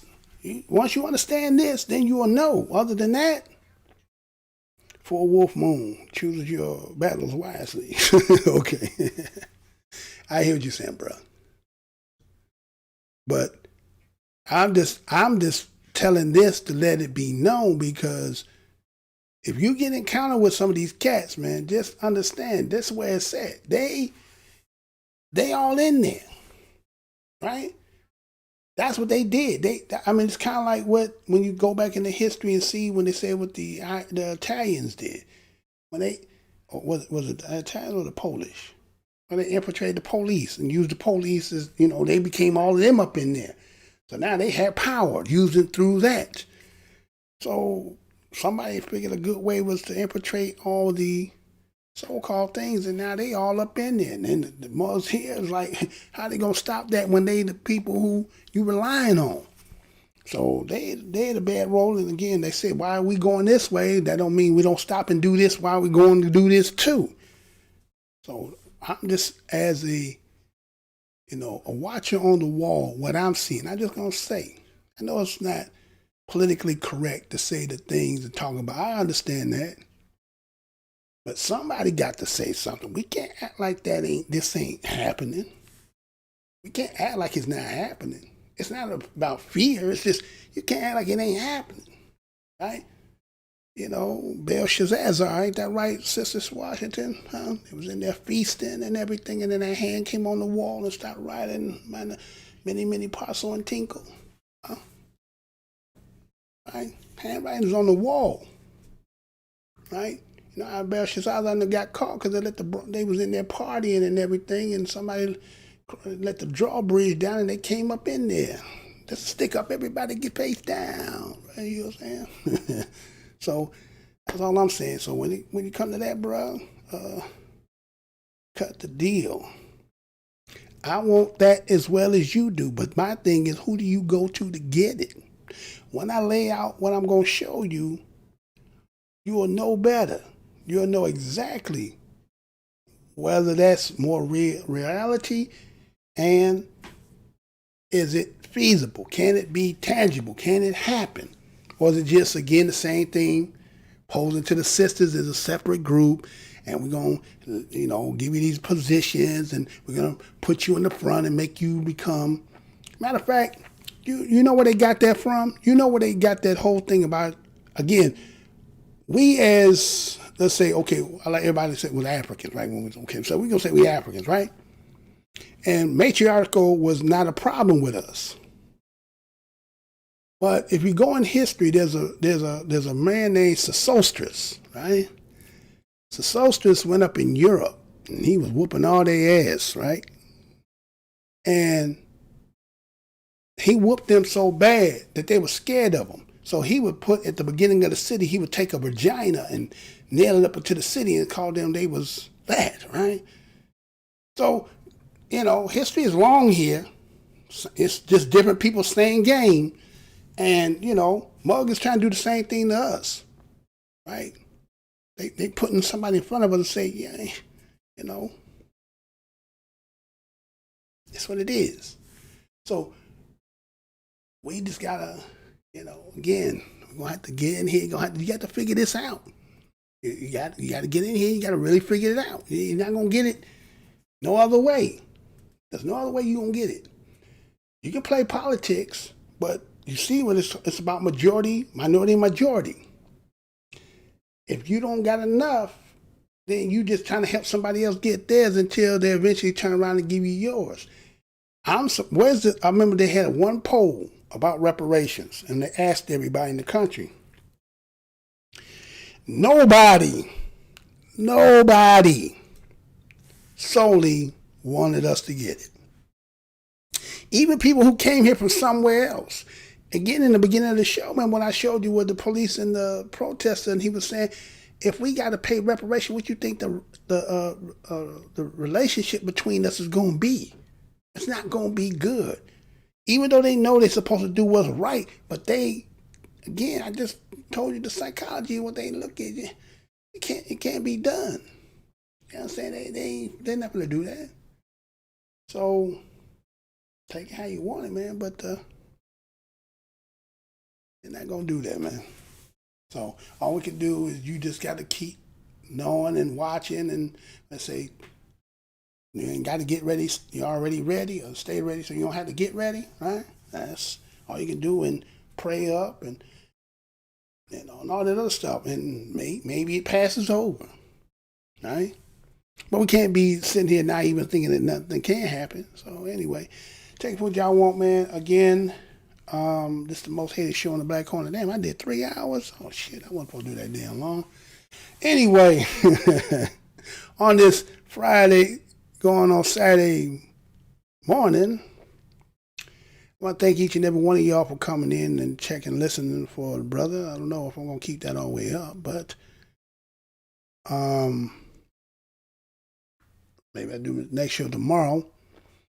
Got some more things. So, again, I appreciate each and every one of y'all. Those who new, who want to come back again, come over here, subscribe again. I got another channel over there, Black Minds TV. Trying to get that one just so it can help me to do some other things. I'm trying to get that to the 1,000 so they can go ahead. But they ain't going to try to. They've been blocked me out. They've been done got me up out there. I'm surprised, you know, I'm still down there. But it is what it is. So again, this is the most hated show in the Black Corner. Until my next show, y'all. Peace, love, and all that good stuff. Sister, Mr. Spencer, Yal Kabir, Sharon Washington, Patru Will. I see 3 Black ranking, and I think that's about it I've seen, right? All y'all, man, y'all stay good, man. Stay up. Take yourself.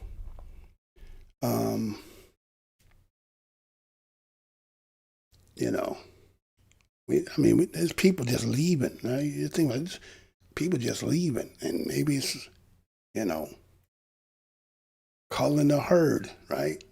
But whatever is about to take place, you know, we can pretend like we don't see it, right? I mean, they get reports and talking about they all lock, stock, and barrel. I mean, y'all remember, those who've been watching, remember the night that I did a live one night a couple years ago. And remember that night I had showed y'all something about 3D printing guns. Y'all remember that? Those who remember, I was the only one in the Black Corner who covered that story, right? Where they released the prints so that you could do it. We don't know what these mugs got. And this is not to put no fear. I'm just saying they did that, where you can make the gun. Then it was the whole legality was about this one particular piece. They found a way around that. So they quiet right now. And some of our people are sitting here and, you rub it in about what took place, and you better know all the ins and outs to that. Whether that's true, what really happened, or it didn't happen. But if they're going to put our face and say we did it, they just add more fuel to the fire. Because prior to that, if you think about it, Muggs was real quiet because we had the righteousness about everything that was, let's say, from the 400 going up, and they knew it. But then you can't debate that. You can't say nothing with that. Then the George Floyd situation happened and all that, and then they try to twist that and turn that about something else, right? We're trying to get out of that. Then COVID came. Then you got this with the election came, right? So we're trying, turning this bus and trying to change the momentum and give the momentum to somebody else now to invigorate them. That's all I'm trying to tell you. So anyway, take how you want it, man. I just tell you how I see it. Let's see. Everybody good? Okay. So it is what it is, man. To my next show. To the next show. To the next show.